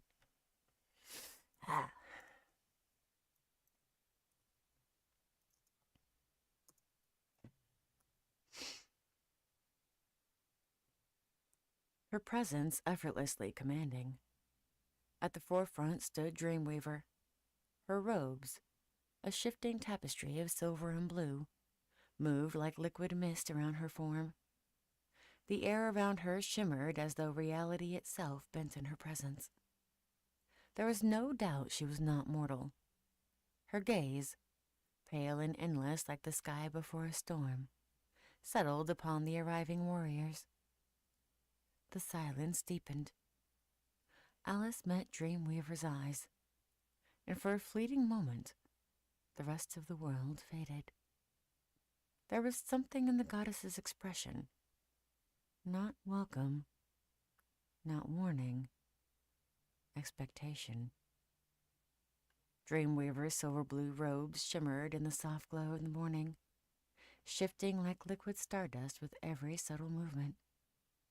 There was an otherworldly stillness about her, a presence that existed beyond time, beyond understanding, a force untouched by mortal concerns, by war, by loss. Her gaze, pale and vast as a starless sky, swept over the gathered warriors. I need to read the thing about her voice before I try again. Let's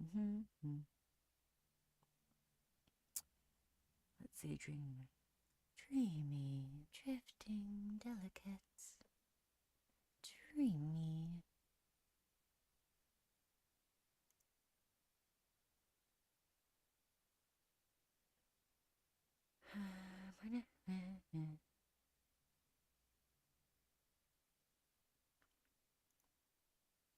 You have arrived early, she said, Her voice as smooth as running water, serene, certain, final.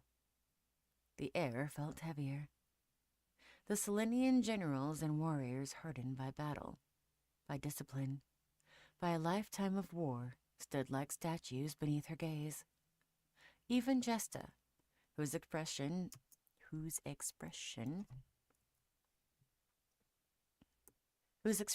never wavered in the face of kings or execution orders, held herself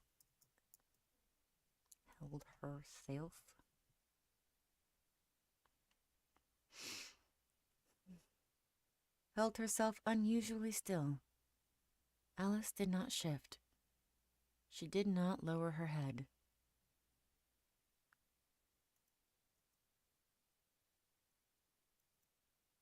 It wasn't showing me where it was recording. That was weird.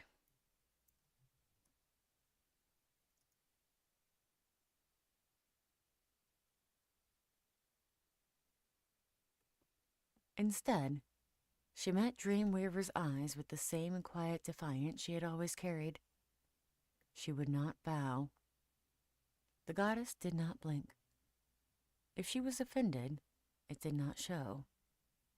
Instead, something flickered at the edges of her lips, a whisper of amusement. You will be the first to settle within the competitor's quarters, Dreamweaver continued. Her voice was like a lullaby and a warning all at once.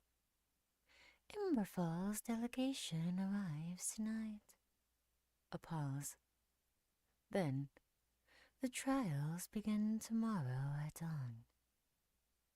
The words carried weight, not as mere fact, but as something etched into fate itself. Alice remained motionless. It was not the announcement itself that unsettled her.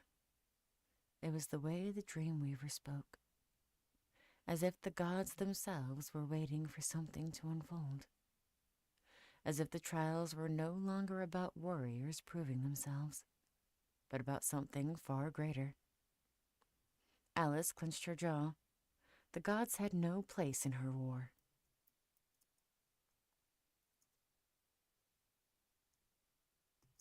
Yeah, I did stumble over that.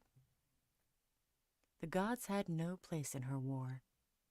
Without another word, Dreamweaver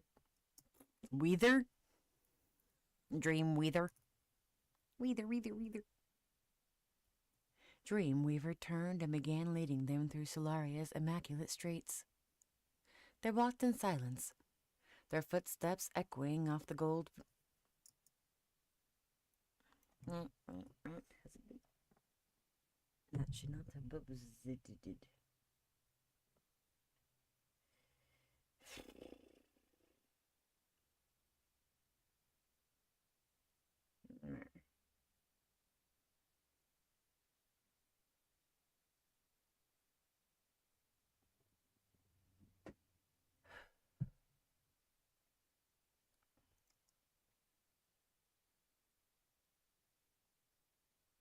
Their footsteps echoing off the golden bricked roads.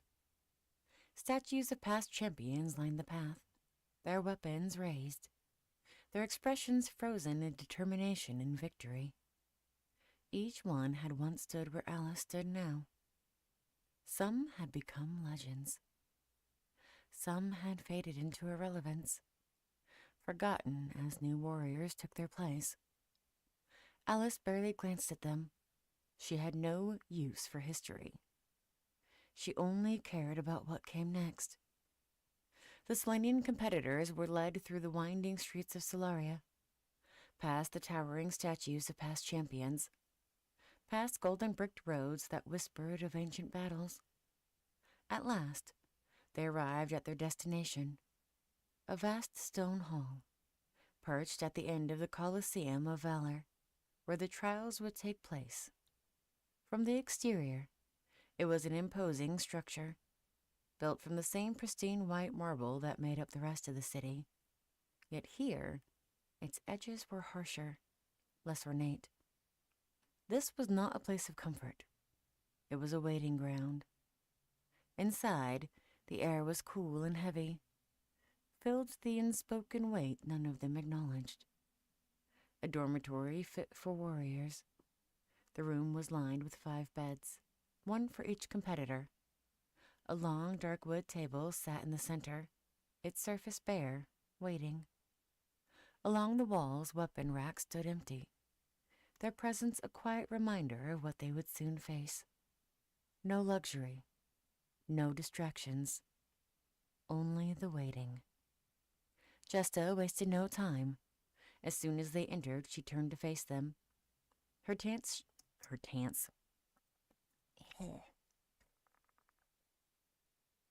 sharp.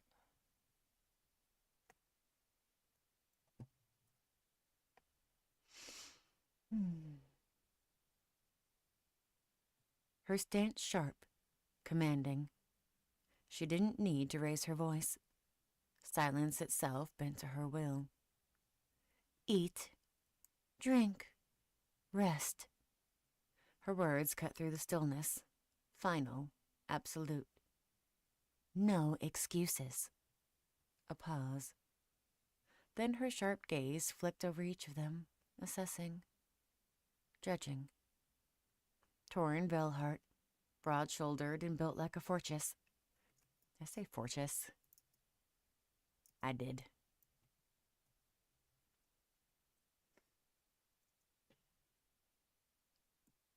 Broad-shouldered and built like a fortress, stood with his arms crossed, his expression unreadable.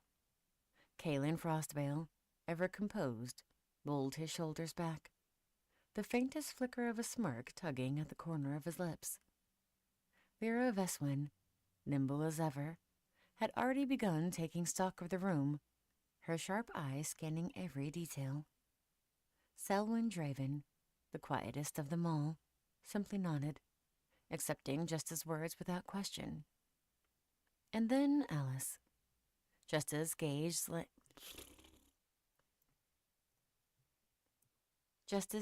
landed on her last.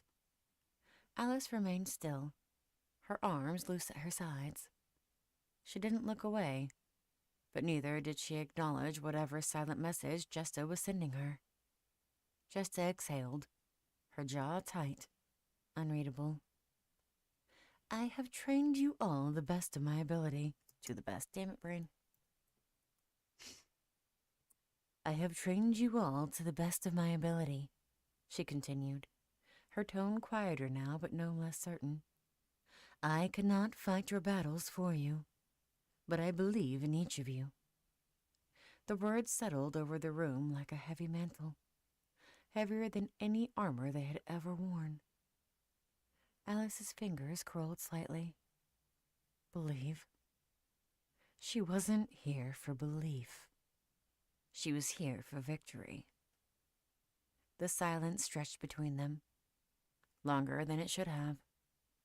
And for a moment, everything else in the room faded away, leaving only Jesta and Alice. There was something in Jesta's gaze, something unspoken. A warning, an expectation. Alice's jaw tightened, and then she turned away first. The moment passed. Jesta's eyes lingered on her for half a breath longer before she stepped back, her command already complete.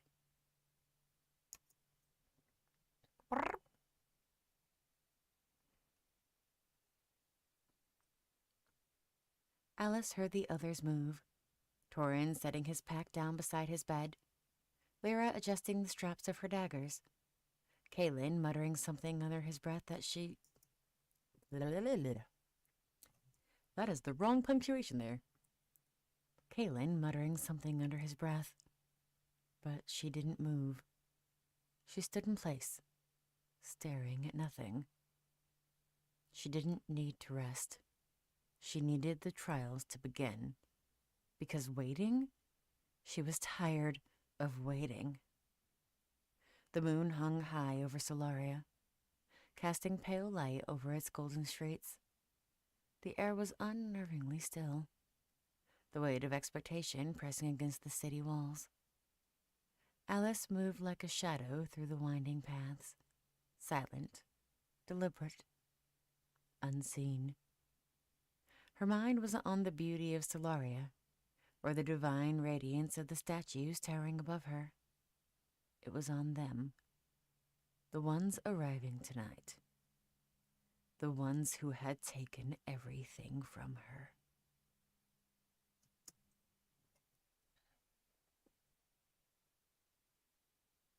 Sorry, my hands is cold.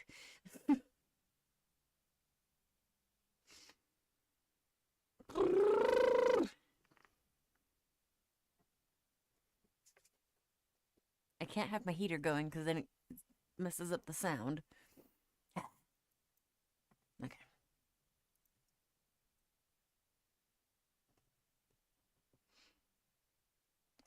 Excuse me. When she reached the edge of the western gate, she wasn't that was a hiccup. You done? Okay. She wasn't surprised to find Salmon waiting. His arms were crossed, his smirk barely visible, really. His smirk barely visible beneath the low torchlight. You're late. Alice ignored him, stepping past him to get a better view of the gates. From here, Solaria stretched before her like an open stage, the cobbled streets gleaming under the flickering lanterns, the city's divine architecture standing in eerie silence. There was a stillness in the air, a feeling of anticipation, as if the city itself was holding its breath. Then the gates opened. Alice tensed, every muscle in her body coiling tight. She knew they would come with a show of force. She just didn't expect this.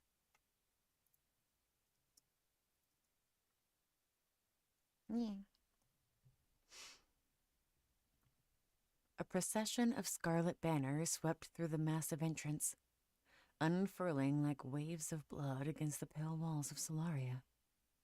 Armored warriors, clad in Emberfall's signature red and gold, marched in perfect formation, their heavy boots slamming against the stone streets in measured rhythm.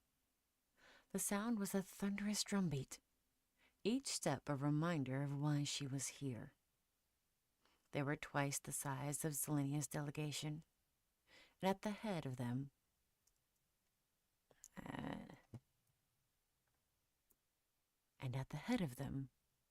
Alice's breath hitched. High King Desmond Alistair rode tall and unwavering atop a midnight black Thindar, his long dark cloak trailing behind him like a shadow. His crown of obsidian and gold gleamed under the torchlight, sharp edges raising like flames frozen in metal. Rising, not raising.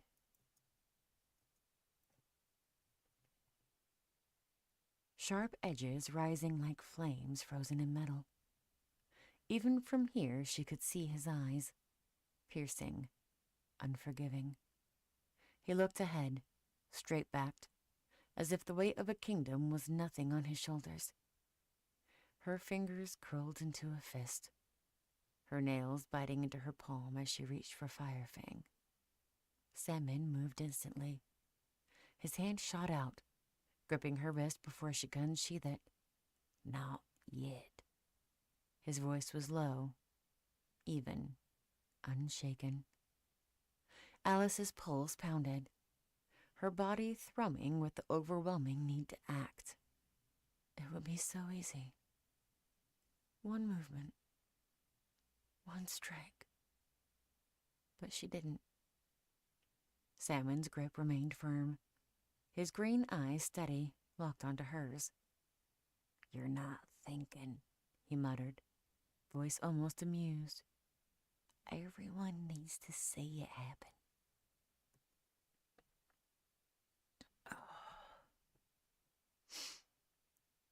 Alice forced herself to breathe, to pull back, to wait. Her gaze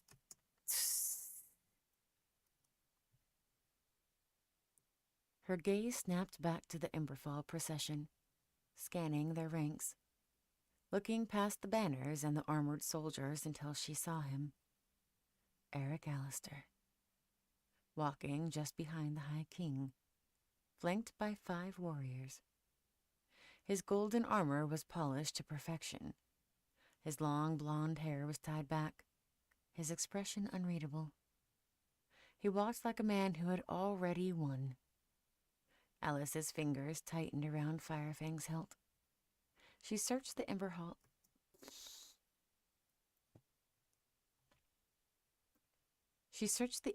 Soldiers, looking for another face, Prigo crest. But he wasn't there. A chill coiled in her gut. If Eric was leading the 5 competitors, that meant one thing. He was the new swordsmaster.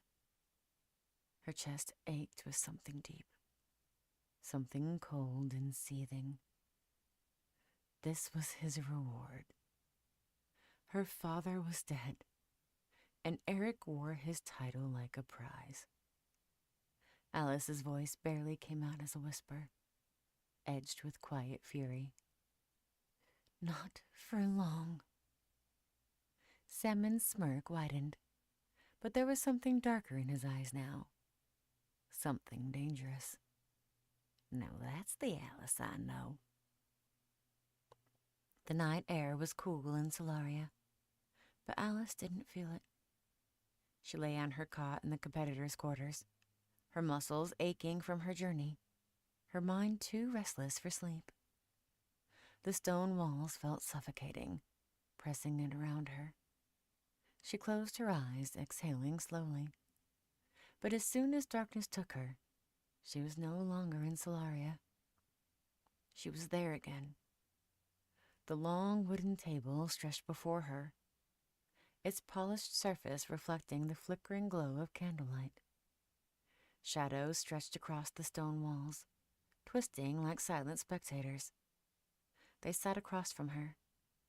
Brooke Browner, Bragan Forward, Margaret Brust, Dirk Halcyon. They were waiting.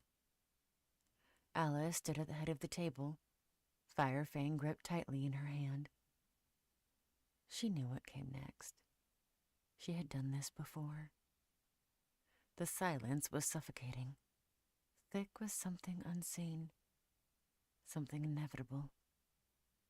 Brooke moved first. A simple shift of his weight, his chair creaking beneath him. Alice struck without hesitation.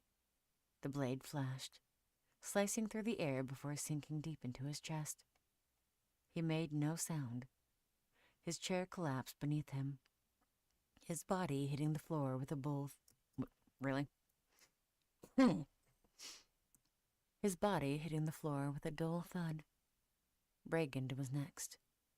He barely had time to raise his hands in a half-formed protest before Firefang's edge found his throat.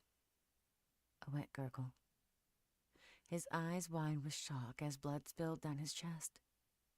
He slumped forward, face hitting the table, the candlelight reflecting off his glassy, lifeless gaze. Magra tried to speak. She tried to move, but her body felt frozen in place. Alice took a single step forward, and then a final breath, strangled and weak. She never heard her fall. She never saw it. She was already moving on. And then only one remained. Dirk Halcyon. Her father. The man who had raised her, trained her, broken her down and built her back up again. The man who had been ripped from her life in a single moment of betrayal. Alice had never made it this far before. I hear kitty bells. And it was in there, okay. Alice had never made it this far before. In every other dream, she had always stopped here. The darkness had claimed her before this moment last time. But now, it felt like there was no escape. She could see everything. She could feel the sweat on her palms, the heat of the flickering candles. She could hear the ragged sound of her own breathing. Dirk did not move. He simply watched her, unmoving, unblinking. She raised the blade, pressed it to his chest, waited for the world to go black. But this time it didn't. This time she saw everything. Dirk's gray eyes met hers, his expression unreadable. And for the first time he spoke. Okay. You killed your mother, and then you watched as they took my life. Alice's body locked in place. Her grip tightened around Firefang. Her breath sharp, uneven. That's all you do, Alice. His voice was low, cold, lacking the warmth she had once known. You bring destruction. His gaze did not waver. You ruin everything you touch. The words cut deeper than the blade ever could. Alice's breath hitched. Her chest ached, not from the weight of the sword, but from something else. Something heavier. Something unbearable. But she did not stop. She couldn't. Dirk did not fight, did not beg, did not resist. He simply watched her. Watched her. And then Alice plunged Firefang into his chest. She woke, gasping. Her body jerked upright. Her body jerked upright, sweat dampening her skin. Her breath ragged and uneven. The room around her was silent, but the words, they still echoed in her mind. She pressed a trembling hand to her forehead, swallowing hard. The dream would come again. It always did. And in Solaria, it would only get worse.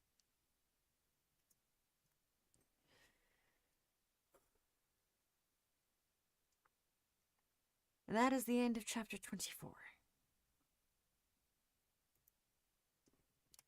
I do believe that is a good place to stop at for tonight. Because my voticism is starting to sink in. So, I'm going to escape. Y'all have a good